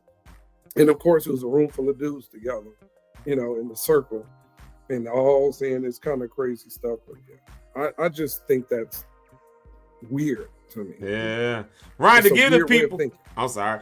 Before we move on, because we got to move on to our next segment, but it's always dope to have Rhonda on the Rocks here because she is, first and foremost, one of the smartest people I know. Secondly, she's one of the dopest podcasters I know, which is why all the Lock stars got to go also become rock stars over at the Rhonda on the Rocks podcast. Tell the people, yeah, y'all, I hope y'all was sipping with us. We was all sipping. He had his special mug with his initials. Rhonda got her special mug with her thing, and I'm rocking Santa Claus. Like, so, you know, I got to... Right, I got to step my game up apparently. So y'all got custom stuff, and I'm sitting here with Santa Claus. Dollar Tree, $1.25 3 years ago. That's Rhonda, give us a closing remark for this and your where the people can find you, and then we're coming back with Be Rich. Okay. Thank you guys for listening. For my strength in the Lord. You can follow Rhonda on the Rocks on Instagram, Facebook, and YouTube at Rhonda on the Rocks. On YouTube, I think it's Rhonda on the Rocks podcast. I just released a new episode of Rhonda on the Rocks podcast this week, so please go check it out. Follow me on TikTok as well, Rhonda on the Rocks. Thank you, Zeke, for having me on today. It was a good time. I love having these conversations and happy to come back more and have more conversations with you all. Have a great day. Oh, snap. Y'all give it up for our girl Rhonda on the Rocks. Listen, we're going to be doing that more often because we just a bunch of dudes. We don't know nothing other than what we know. And Rhonda knows a whole lot more than we know. So that was good conversation. That was like super interesting, though. Like, I love that, you know. Yeah. And she's an intelligent woman. Rhonda is like super smart. Yeah, she knows her stuff. Yeah. Zeke, I just saw something from Jamaica. What's that? I said, y'all got to play the puberty video next week. I forgot about that video. That one, yeah, definitely. I got to find that. Like, I haven't seen that in forever. Oh, man, we got to make that the song of the week. Your relationship. We got to play it. Song of the week next week. We used to wear that song out. Hey man, I gotta give a couple of church announcements real quick. Yeah, we really doing a pretty decent job. We're doing a pretty decent job on the thing, and I just realized something I forgot to do. If somebody could do me a favor and get Hood the link, I forgot to send him the link. I responded. I gave him a whole message with no link. Hood, check your inbox. I gave him a whole message with no link. I'm tripping. So he might be off just a little bit when he comes on. But we want to definitely shout out our sponsor of the week. But yeah, a couple just announcements, a couple church announcements real quick. I played this earlier. Oh, snap. Where's it at? Under media assets. I'm still learning, y'all. I played this earlier, but check this out one more time. Yes. This right here at APC Morgan Park. If you are in the Chicago area, if you're here in Chi City, you definitely want to come out to this. Like I said, next week, we're dedicating the entire show to trauma and trauma awareness and what else? All that, all that stuff. Yeah. So we want to make sure you're there, but that announcement for that it's secure atmosphere for family effectiveness. So my mother will be here doing an intimate workshop. There's limited seating. If you want more information on that, you can email one of two emails. You can either email this one here, Zeke Live. I'm typing it in 730@gmail.com or CHRCAPC@gmail.com. If you want more information on what I just posted there, it's going to be a good conversation. It's going to be a great conversation, a chance for us to just talk through some of that stress, trauma, family issues, all that stuff. We believe safer families or stronger families equate to safer communities. So, we talk about relationships and family and love and all that, but if we ain't talking about it, who else will? We don't want somebody else dictating for us what our families need to look like. So yeah, absolutely. Yeah. Jamaica said play puberty during relationship week. So we used to wear that out. And listen, I will throw this in there too. If you are interested in sending us any kind of videos that you want us to show, we do our hot takes. If you want us to do what's been making you laugh, then send it over to Zeke Live 730@gmail.com. Zeke Live, as in Zeke Live in the morning, hashtag Zeke Live 730, as in that's what time we start. Yeah, Zeke Live 730@gmail.com. And if you want more information on the secure atmosphere for family effectiveness workshop, which is next Saturday, March 29th, here in the Chicago area at the APC Theater, then please make sure you sign up for that. There is very limited space for that. Over at the theater side, we're going to have some food there. So very limited space. So you definitely want to reach out to the emails at the bottom of the screen for that information. We are going to get Hood on here when we can, but for the time being, I think we go ahead and bring up, I sent him the link. Oh, perfect. And then Hood, check your messenger. Sweet. Yeah, that's on me. I forgot to send that to him. I sent him a whole bunch of other stuff. Forgot to send him that. But let's do this. Let's get Rich Holmes. He is here, and y'all know we got to bring him out, right? I was supposed to have this other song, but for whatever reason, Apple Music is appling. Matter of fact, hold on. No. Let me see. Let me see if it's no longer appling. Hold on a second. Eric, you got any special announcements that's coming up? What you know of that's coming up?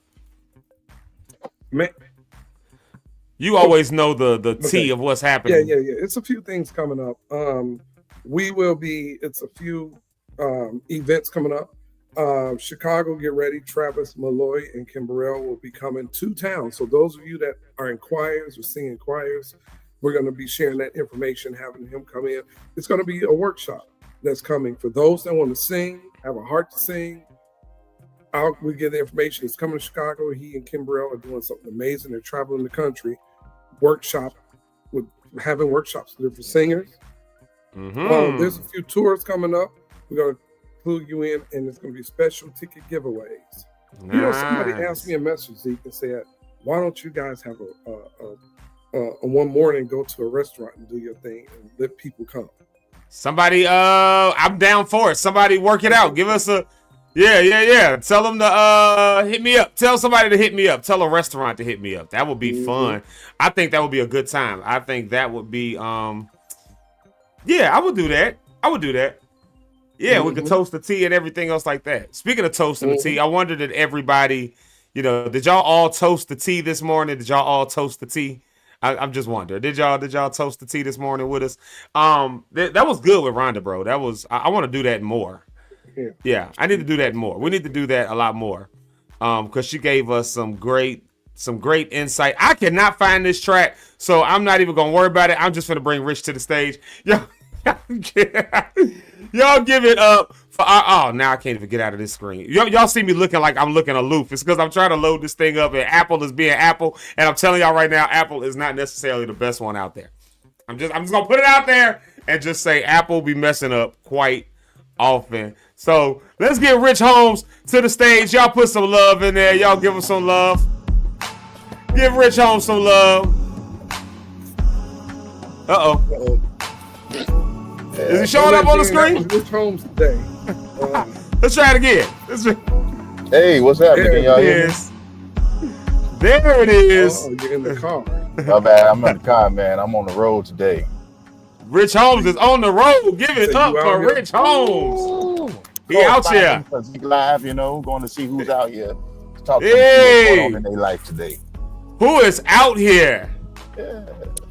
Hope everybody's having a good one. Today. Oh man, today has been great. Rhonda came on with great perspective. Yeah. Rhonda got us together. Man. She's so intelligent, man, and she's so wise in just the way she moves and operates. I know a lot of people be like sometimes, can't no single woman tell me nothing. No, she got some wisdom that goes beyond what she's talking about. So it's dope. I love it. And it's a different perspective than what you traditionally may hear or know of. So yeah. Really dope. Yeah.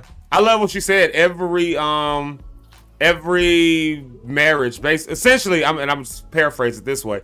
Every marriage is its own unique thing. It's like, I love that. What works in my marriage may not be working in yours. What works in yours may not work for mine. And you can fool yourself if you want to. As a newly married man, I think I can say that is absolutely true. There was some advice from some folks that we got that just frankly don't work. You know what I mean? Like, I know my wife and I know that just wouldn't work for her. Like, that's just that. Like, that's real talk. I got a question. I saw this on Facebook a couple times.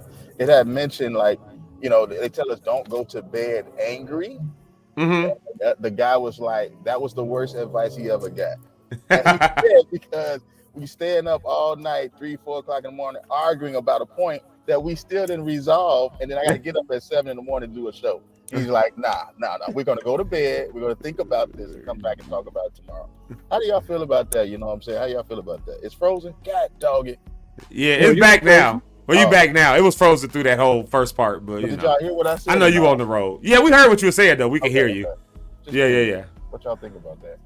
Yeah, no, that you know what? That's actually true though. Like I can't tell you the times like where we stay up on the phone or something like that, arguing over something. Yeah. And it turns out that should have just went to bed. Like if you sleep on it, you might think about it a little bit more. Then you wake up fresh and at least not angry, and then you can have a conversation from a much like like they say, step away for a minute and breathe. Like okay, you take the whole night and just sleep on it. Come back and talk about it, but at least maybe let each other know y'all still love each other though. Like like hey, we ain't I ain't finna leave you because I'm mad at you, but I'm gonna let you know I'm still mad at you though. Yeah. It's interesting, man. I think that was very wise. That every marriage is not the same, man. It's different strokes for different folks, huh? Yeah. But if you have a good foundation, and I believe that's what I believe as far as with marriage. If you got God as the foundation, you'll make some things work out. You know what I'm saying? If y'all can stay in communication with one another, and if both parties want to, because nowadays some people just don't want to be married no more. They've been married. They're like, I'm tired of being married. I'm waking up tomorrow. I'm getting divorced. I don't want you no more. I'm sick of this. I'm sick of this nigga. I can't do it no more. I'm tired of it. I've been doing everything he asked me to do, and it still ain't right. I'm so independent now. Let me go get my own thing now. And now 20 years, they're going to start their own thing, starting their own churches. Come on, somebody. Starting their own ministries, foundations, whatever it is. Because they're at a point now, you know what? I can do this. I'm strong enough, and I think the independent message has been spoken so much. These women actually are really believing and buying into it, and I love it because they are able to stand on their own. My only thing be when I hear them famous words, I don't need no man. Oh my God. That does still bother me, but I'm working on it, ladies. Help me out. But what if they don't? I mean, like what if they don't? Like, so like think about it like this, right? Like even in scripture, there's Paul who said that, I wish all of y'all for the sake.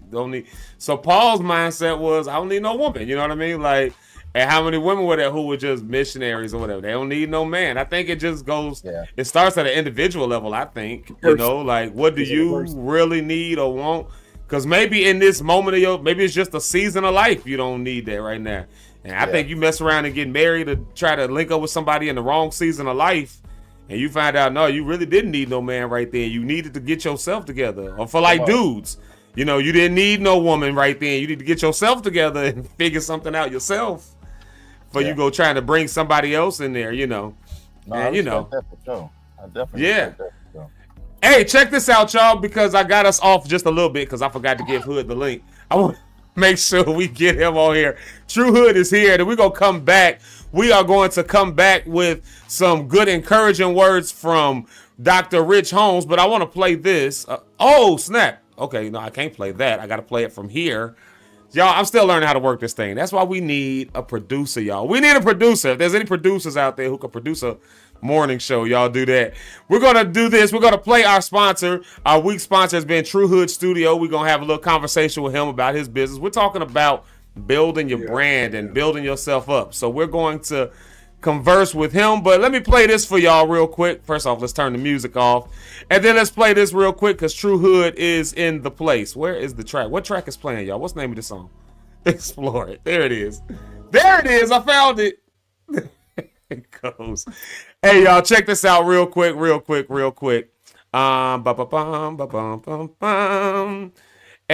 y'all do me a favor. Welcome True Hood to the studio. We're gonna get him in here. But here we go. Yeah, check out what he's got going on here.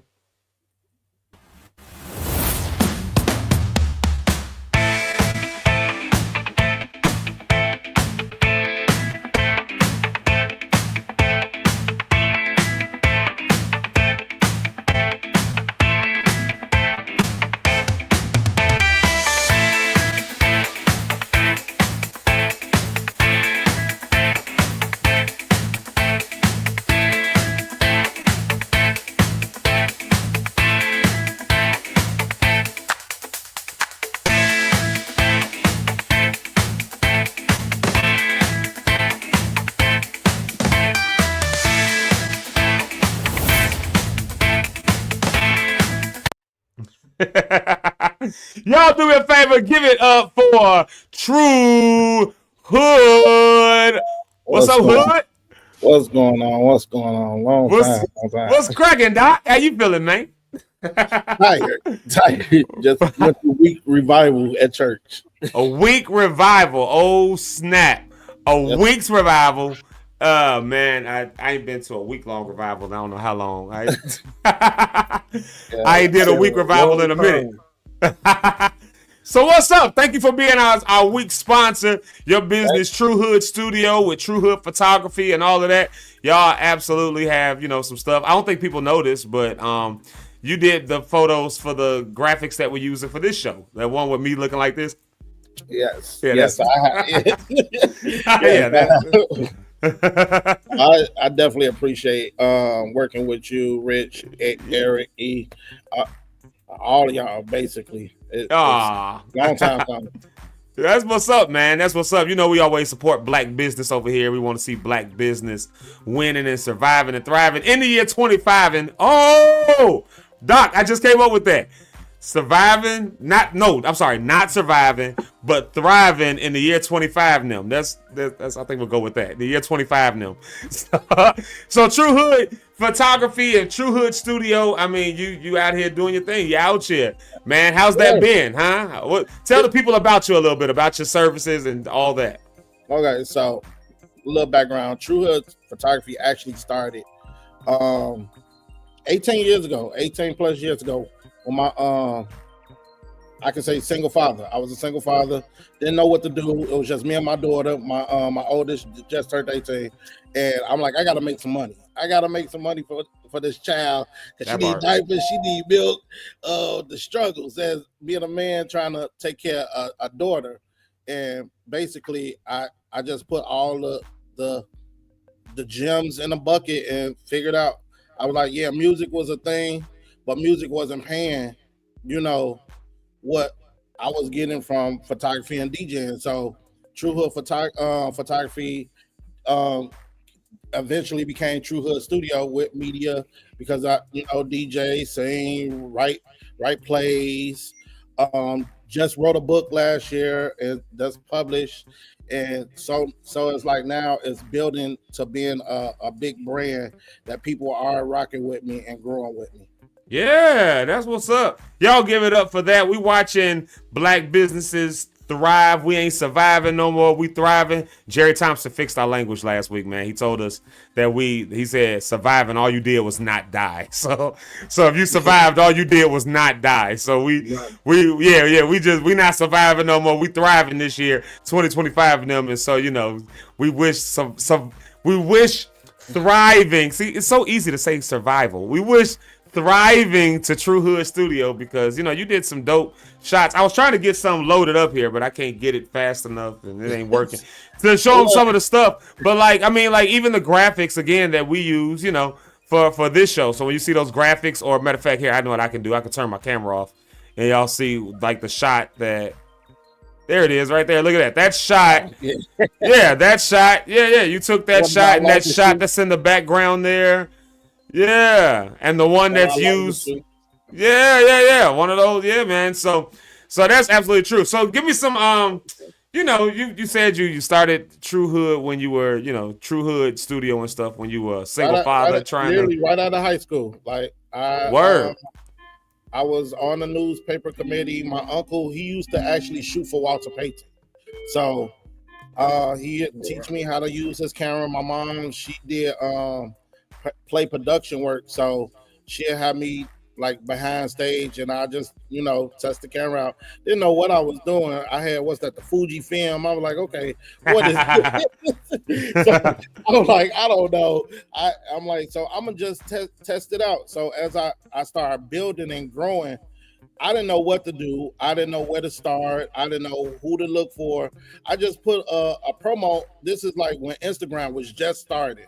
And I had just put a promo out. I was like, look, a new photographer in Chicago, let's work.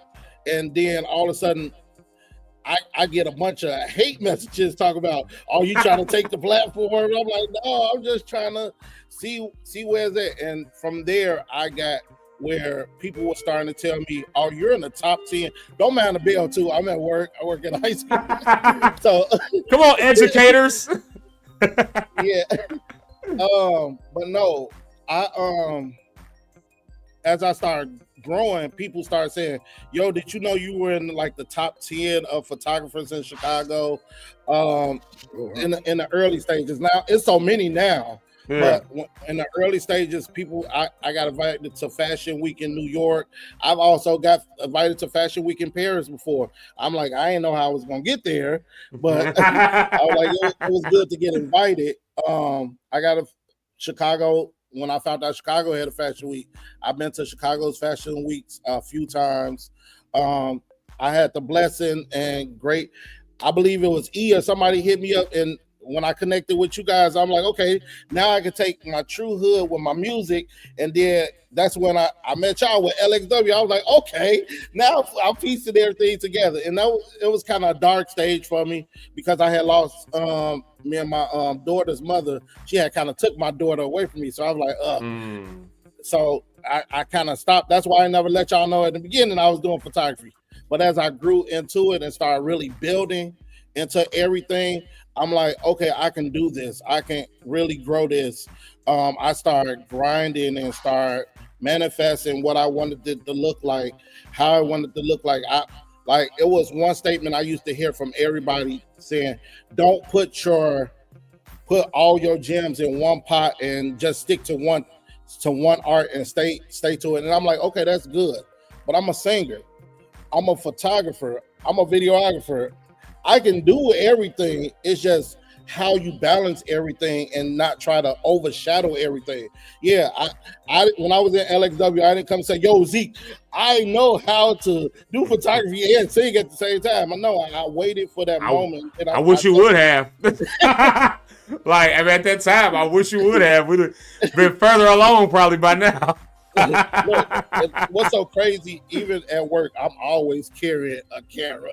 Look at that fancy lens. Look at that. But no, like even then, I learned to really manifest and grow in those different areas and build and stay, not more so stay in the background, but watch my surroundings so I know how to build for the next event or know how to grow. And like I said yesterday, sometimes we are going to fall. I said it in y'all comments. I'm going to fall, but you have to learn. You have to learn when you fall, because if you don't fall and fail, you're never going to know where you're going to mess up at. So this is what I have to keep doing. I have to keep failing so I can know how to grow that even more. Yeah. You said something real good there, actually. You know, like failing. I call it, like on stage at least, failing gracefully. Like, you know what I mean? Like knowing how to fail and then learn from it, but knowing how to still be able to, again, step up and come to the, to the next thing. I know Rich is the business guru. He might have a business question, because we do like to try to show like the business ideas and business plans and this the business encouragement and things which is why we have our sponsors, and Rich is the businessman around here. So I don't know if you got something you want to ask. We know you got to go, so we got to get to our next segment. Yeah. But we want to make sure that we give Rich the chance to do that, because I keep going. So I'm So what are ways as a business? How long you been in business now, Hood? 18 plus years. 18 plus years, my goodness, man. Let me ask you this here to help so many people, because when I talk to people in business, they get to the point of, when am I supposed to charge? How am I supposed to charge?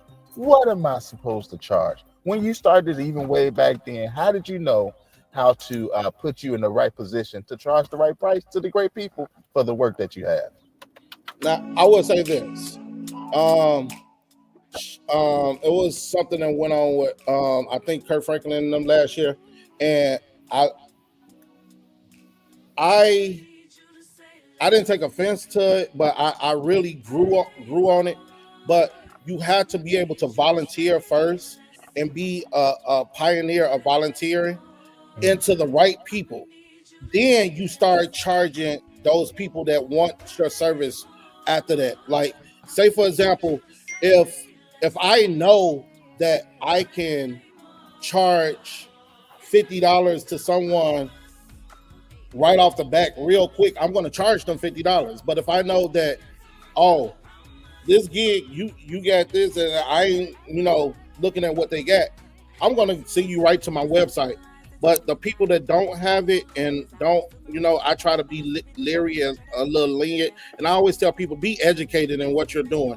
I didn't get to this level not knowing the logistics of everything. I educated myself. I looked at other photographers' plans.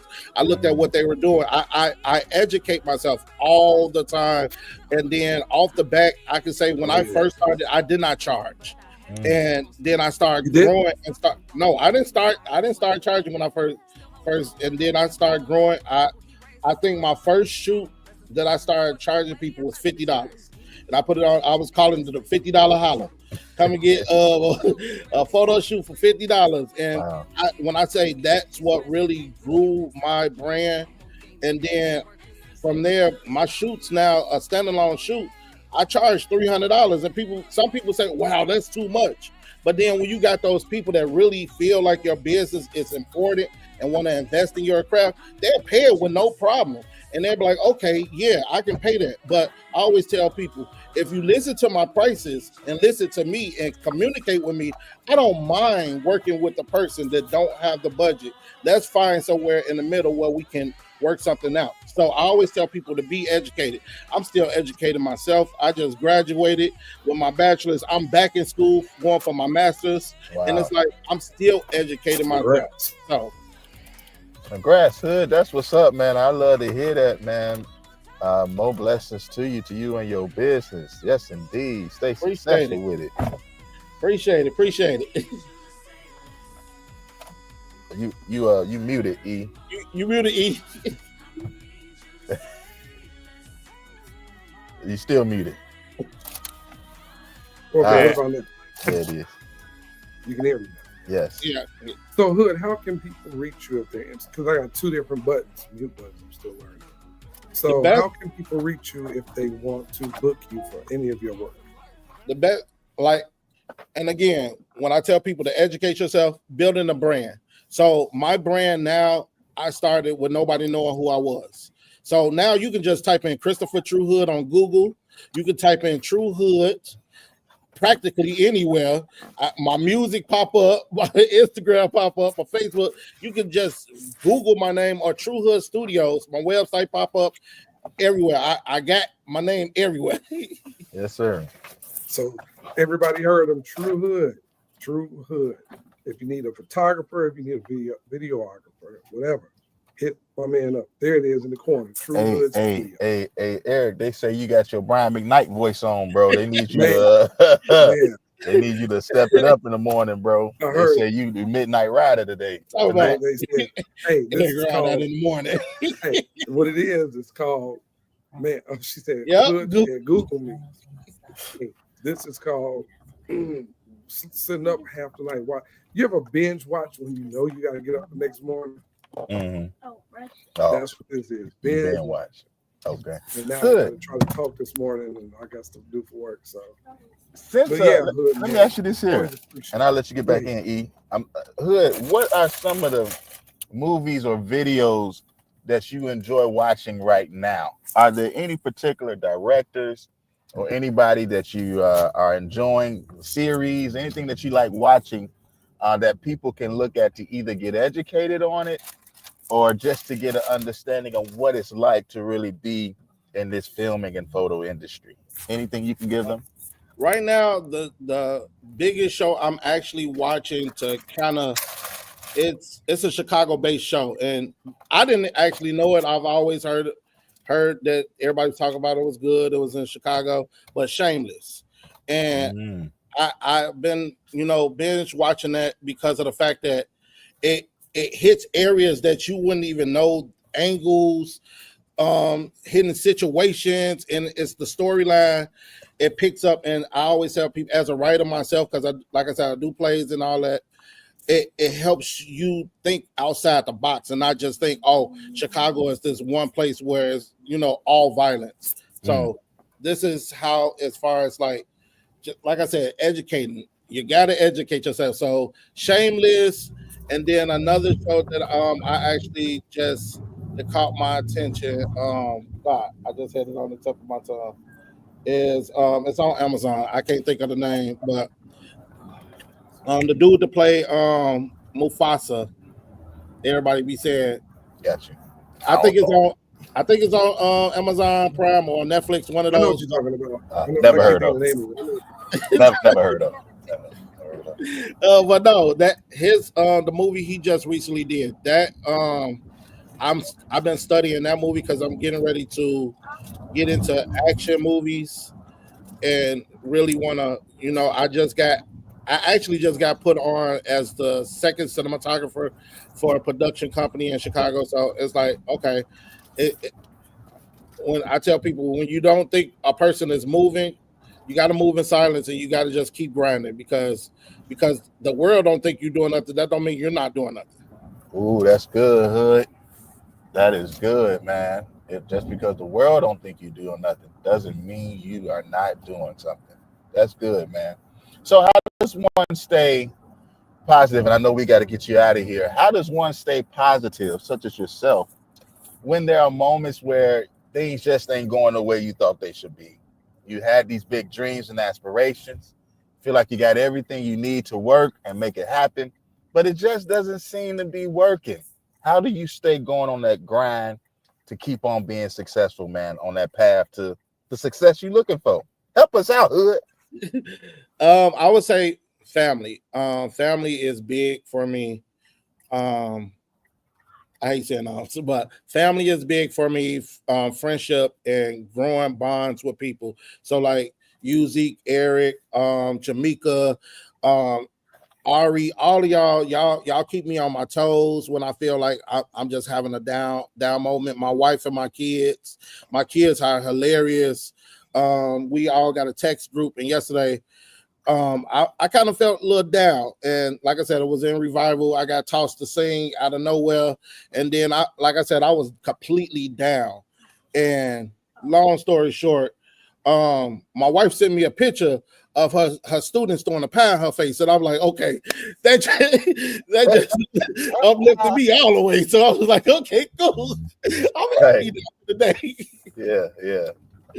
So it's just having those right people. Those I will say, everybody always say is be around people that make the big monies or be, that saying. I always say be around the people that's going to have that positive energy and uplift you each and every day. Even when you're not talking to them, they're still uplifting you. When I look at y'all show, it brings me motivation to keep going. So hey, have those people, those positive entities around you 24/7, because once you be around those people that want to be the Debbie Downers, that's who's going to bring you down constantly. Man, you just said a thing. Y'all, one more time, y'all got to give it up for our week sponsor, True Hood Studios. Y'all can, like he said, y'all can reach him. He said, Google me. Hood said, Google me. Like, Google me. You put my name on Google and you'll find what we got going on. I know y'all know that's right. Hood, we know you got to get you out of here. We want to thank you for being our sponsor this week and just, just doing your thing. And we wish you all the successes. I mean all the success for the year 2025. Y'all do me a favor. Show True Hood some love. Hood, I'll talk to you later, my man. All love. Hey. Y'all give it up for True Hood. Give it up for True Hood. Hey, y'all. What's up, man? This was good, yeah? This was good. Having Hood on there. Yeah, it was good with Hood, man. All good in the Hood. Look at that. Look. Hey, y'all, come on. It's a prayer break. Standing, slipping. Hold on, here we go. Anybody praying for me? Hey. Anybody praying for me? Y'all, what's up, man? Hey, man, I'm glad we had Hood on here. Hey, I saw something in the comments. I saw 2 comments I absolutely must acknowledge. 2 comments I absolutely must acknowledge. First, we must acknowledge this comment right here. Hold on. As soon as I find it, y'all gonna understand why I have to acknowledge it.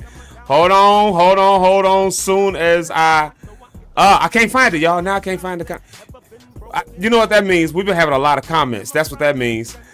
So while I'm here it is. I gotta acknowledge that one. I gotta acknowledge that one. I got to. That's my wife, y'all. I gotta acknowledge her. She's on with us today. Shout out to her. Mother Locke. Shout out to Mother Locke.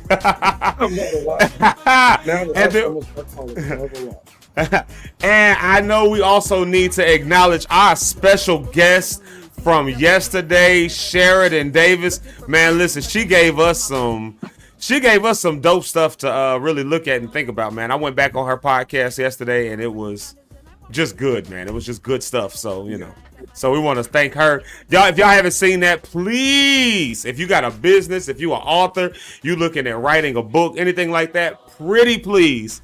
We got people who are so dope who are coming on here giving knowledge on our little show. And, it'll be a shame to waste free good stuff. So y'all make sure y'all go check out the podcast from yesterday with Miss Sheridan Davis. We love you, and we're so glad to see you here. Yo, Rich, man. Yo. How you feeling, bro? I'm yet holding on. I'm feeling real good with my Starbucks. Snap. You got your Starbucks. I got my Santa Claus. Yeah, I'm rocking Starbucks. I mean Starbucks. Santa Claus. You got Starbucks. Right. Eric got a custom glass, So, Oh, that's big time. I know he's big time. I'm not quite there yet. And I know Hood said Google him, but you can literally put my name in Google. It comes right up. That's just something. You know what? Yeah. That's something though, man. That you can say that.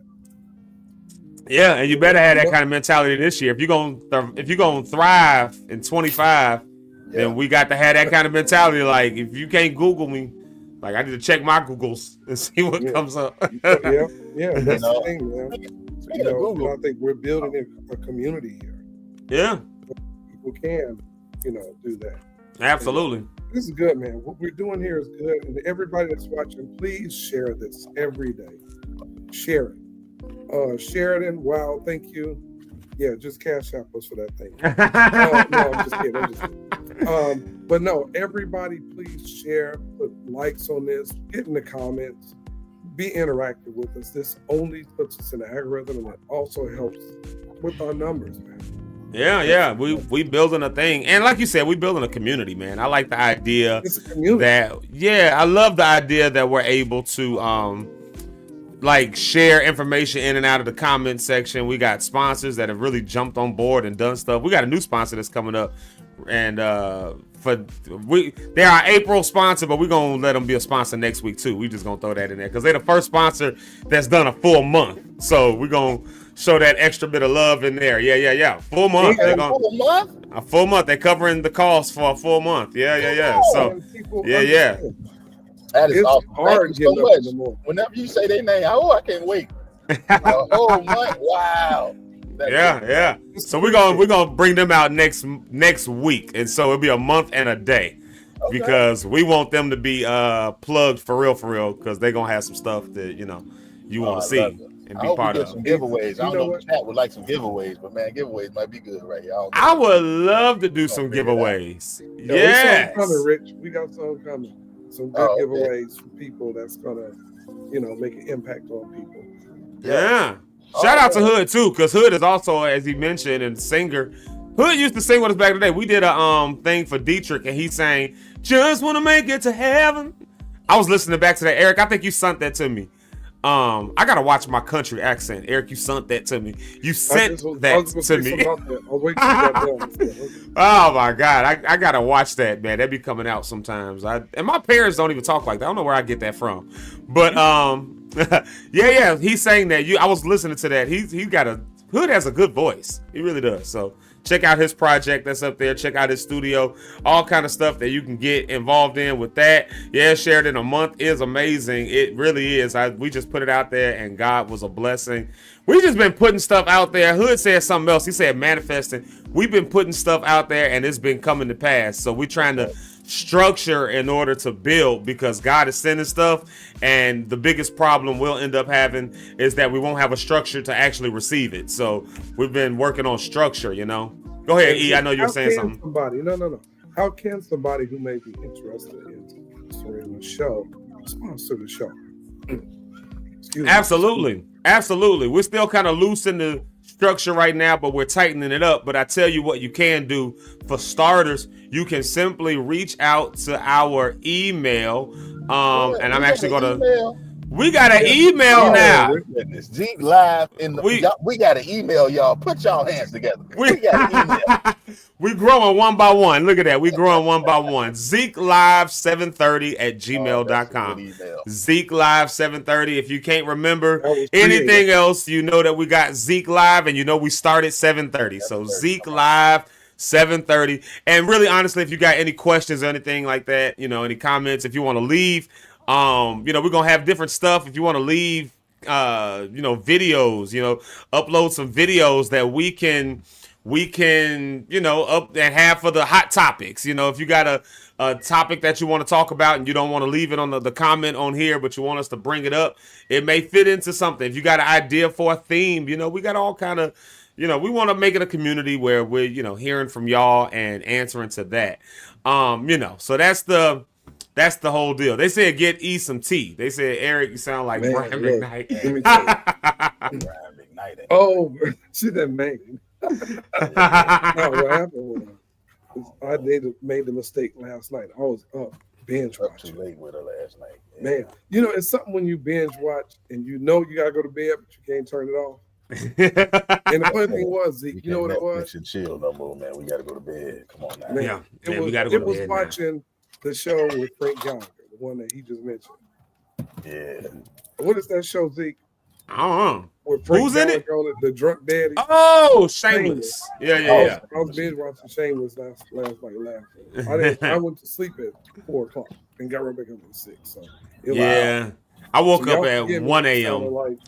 Like I'm trying to be, just like the sweat house show. Yeah, that's what you're doing. That's it. You got it, Doc. That's exactly what it sounds like. Man, I woke up at 1 a.m. because I slept. So after we got off the phone, and then I had another call I had to get on.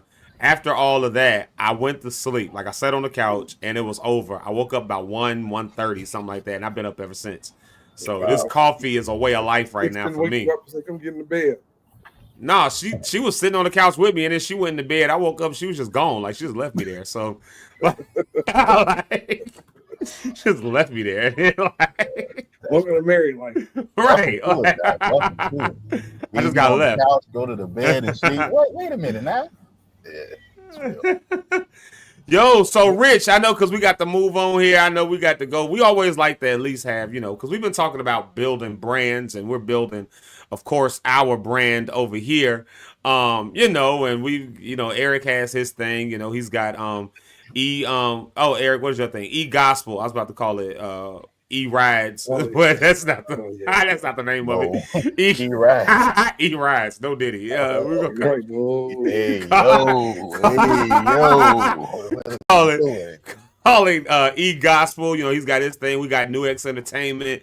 We got, people are building brands around here. We got a lot of people in the comments who are lock stars, and they're building their brands, whether that be their podcast or their music journey or their business or anything else like that. You always got such a good take, and you always got a good spiritual take. And I know that's something y'all have been kind of, you mentioned you were discussing that even on Sunday at your church when you preaching it.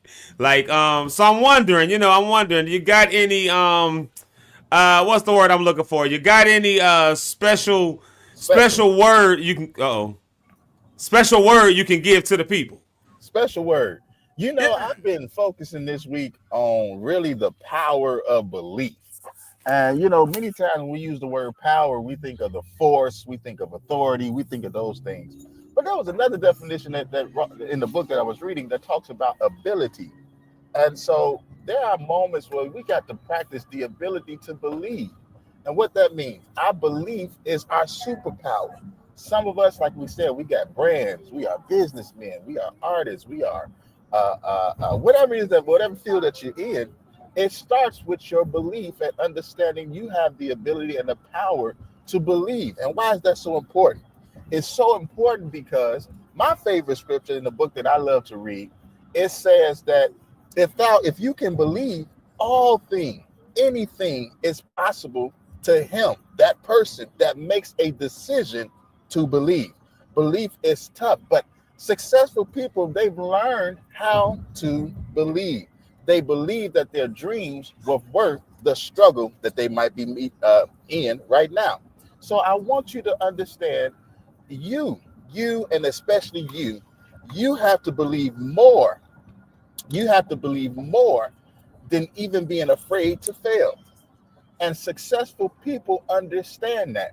And so that's why I want to make sure when you put in the work in, my biggest thing to you is make sure that you are believing. I can't believe for you. Your best friend can believe they can do it all day. They can believe for you. They can do it all day for you. But ultimately, it's up to you as the creator, as the one that you believe you are in the will of God, who's placed you on a call of your life to be in the area, to be in the industry that you're in. But I want you to understand, success, prosperity, joy, fulfillment does not happen if you first don't believe. So that's what I'm talking about right now, understanding the power, the ability to be able to believe bigger than anybody that's in your circle. I'm AP Rich, and I approve this message. Back to you, Zeke. Man, that was my God. Come on, man, you just preached to us and just, man, Jamaica said something here. Right. I needed a church organ playing behind. I got to get a church organ. I'm going to get hoop triggers. And start doing. You've got to believe that God is going. Hey man, stop playing. I'm just talking, man. We just having a good conversation. patch so we can hit it. Jamaica said the thing here, right here. I am a successful believer. She put that in the comments. I like that. I am a successful believer. Sheridan said we need a praise break, and Rhonda said that was all right.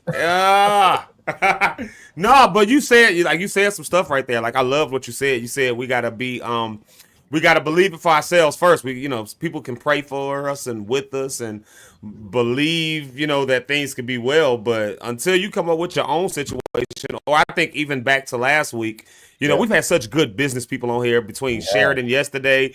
We had Jerry Thompson last week, and Jerry said something last week where he said, you got to have a plan. Like, you got to have an infrastructure. You got to have a plan.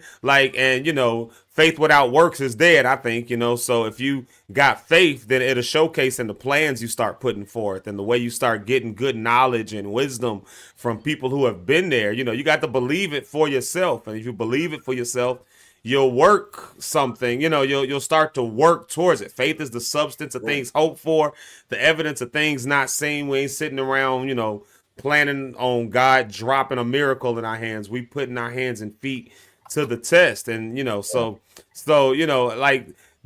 do you think about that though? Do you think that like people don't have a belief, and it showcases in the fact that maybe they don't have a plan or they're not moving and operating? Yeah, I do. I think plan comes with believing. I think anytime, and you can go into scripture or you can go to real life, whichever way you want to play it this today. But those that have plans, you find them to be more successful. Every business person, or the ones that I've talked to that I seem to be successful, and I'm talking about successful millionaires, even beyond that, they all had some type of plan. And the plan made it took 10 years, but they stood and was diligent. And I'm learning more. What does it really mean to be diligent in the plan that you believe God has given you or that you created yourself? If you know that this plan is successful, I'm a big person. I don't try to remake the wheel. If someone shows me a plan, I'll do the exact same thing that they did if I see that it'll bring success. Now, of course, I add my own flavor to it when I need to. But if I know it's a plan that's been successful, I'm okay with trying that, and I'm looking to get the same results or better results. So, I think believing is one thing, and you can believe all day, but if you ain't got no plan, you just believe. That's it. That's like my dad would say, a person was hungry, and all they did was believe. I believe if I eat this steak, I believe I eat this steak. I believe I eat this steak, I won't die. But if they wait 2 weeks and don't eat that steak, they probably die hungry. You know what I mean? You know what, Rich? Yeah. What you said, man, was that people have to, like you said, research what you're doing, and invest, but you have to also have patience and understand seasons. Like I was looking at something, and it's funny you mentioned that. I was just looking at this. Samuel Jackson didn't achieve mainstream fame until his late 40s and 50s. Then you got Ray Kroc, who most people don't know, who was the guy who transformed McDonald's into a global phenomenon. Didn't start his journey until he was 52. Martha Stewart became an icon and found her major success in her 40s. So sometimes, I think people get discouraged when it's like it's not happening now. And sometimes it's some things in you that got to mature. It's some things you have to learn. It's some management skills, money management skills you have to learn. Some responsibility skills, people skills. It's things, because if you get everything you want right when you want it, you're going to fail it. Yeah. Because you know how to handle it. Yeah. And I'll use Zeke, for example. Zeke and Sticks been dating for a long time. But until Zeke had a certain mindset and Sticks, their mindsets were where it came now, they're able to get married. If they would have did this 2 years ago, it wouldn't have worked. Yeah, but because I guarantee you that. And you went through some stuff, and you have a conversation, but you learned, you thought it out, you came with a plan. So I'm the same. I get what you're saying, Rich, and I believe that too. Is that you got to stay at it. Discouragement. We know some very successful people. That what if they would have gave up? What if Microsoft got it? This ain't working? Anybody buying this or Apple? Right. Anybody buying these old computers or whatever? They will never have become who they are now. So that's the lesson for the day, people. Don't give up and don't get discouraged. Yeah. Just as it don't happen when you think it's happening, this don't mean God didn't hear you. That don't mean He's not what you want to do. It's just that He's taking you on the path, the best path to get you where you're trying to go. Yeah. And we got to learn patience. We don't have patience. Yeah, that part right there. We don't have patience, man. Sometimes you gotta have patience. Man. If anybody wants to send me an offering for that word, you can cash out. I'm not rich was humble with it. You can pay me for it. Give it the pass. You gotta pay for the profit. Like on I gotta pay for the profit. That's like on the prophet need a profit. The prophet need a profit. The prophet need a profit. Remember what was that? Was that Goodfellas? Was like F you, pay me. Everything F you, pay me. Like that's. Shout out to Goodfellas. Man, this has been a good week. It's been a good show, y'all. We did a pretty good job staying on task with our time and stuff today. We trying to work through not just being so random now, y'all. We really are trying to build a brand out over here, man. And we're hoping that this is good stuff for y'all. We really do hope that this is encouraging to y'all in the morning. If so, man, let us know. Send us an email. Let us know that Zeke Live in the morning has been a blessing to you. Let us know that the words that you're getting, man. I don't care what y'all say. We bringing in some good folks, man, like Sheridan and Jerry Thompson and Pastor Jeremy Sanders and Ari, Chris Hood, Jamaica Lachey, Rhonda on the rocks. I mean, come on, we bringing, and we got more in the lineup. So y'all make sure y'all tuning in and stuff. Eric, y'all know how we do. Eric and Rich, we got to close the people out with a good word. So Eric, what you got for the people? Let them know what.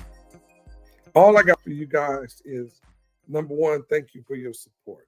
That means the world to us. Thank you for your support. Continue to share this when it goes off. Share this. Go back to some of the old ones. You missed some of the old podcasts or broadcasts. Maybe something for you in there. So go share it. Tune in next week. And remember that God loves you right where you are. He cares about you no matter what you're dealing with, no matter what you're going through. There's still hope and there's light at the end of the tunnel. Love y'all. Hey, what's going on, good people? I just want to encourage you again. Keep on believing. This has been an amazing show. It's been an amazing week. I'm going to pray for you and I'm going to get on out the way. God, I thank you for these great people that tune in today.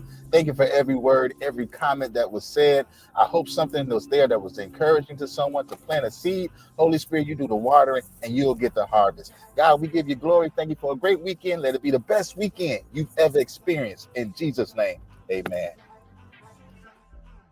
Yo, y'all, this was amazing. This was a great show. Thank y'all for tuning in all week long. Listen, next week, don't forget, we're coming back, and next week, the whole week is dedicated to trauma healing, trauma awareness, getting over some stuff, dedicated to families, dedicated to mental health and positive vibes. That's what it's all next week. So I want you to tune in. My mama will be here on Friday, so I want to make sure y'all know that as well. It's going to be a good weekend for you because that's how we get down. So, I love y'all. I appreciate y'all. Y'all are the lock stars. I'm telling you, you've locked in with Zeke Live in the morning. So, we're a great way to start your day. Great way to start your week. Great way to start just the whole, just your month. It's just a great way to start this year off. We really are going for success and thriving in the year 2025. So, tell a neighbor, tell a friend, and y'all know how we do it. Make sure you subscribe on YouTube. Like us and follow us on Facebook, and make sure you follow us on Instagram. And I'm telling you right now, if you got us on YouTube, that is always going to be the better experience. Hopefully Facebook don't mute me for that, but I'm telling you that. Oh, thank you, Rhonda on the rocks. I want to say thank you to you, Rhonda on the rocks, our special guest today. Thank you to Jeremy Sanders, our special guest this week. next week I got we got a new sponsor for next week. We got a couple sponsors next week, and one of them is really the month of April, but they coming on next week too. They don't know it, but I don't think they'll be mad at that. So I don't think they'll be mad. I love y'all. This has been a great show. Hood, thank you for being our week sponsor. Y'all make sure y'all go get Sounds of Kingdom and their song Not Ashamed. That was our song of the week. We'll have a new song of the week next week, and new sponsors, new stuff. I love y'all. Peace out.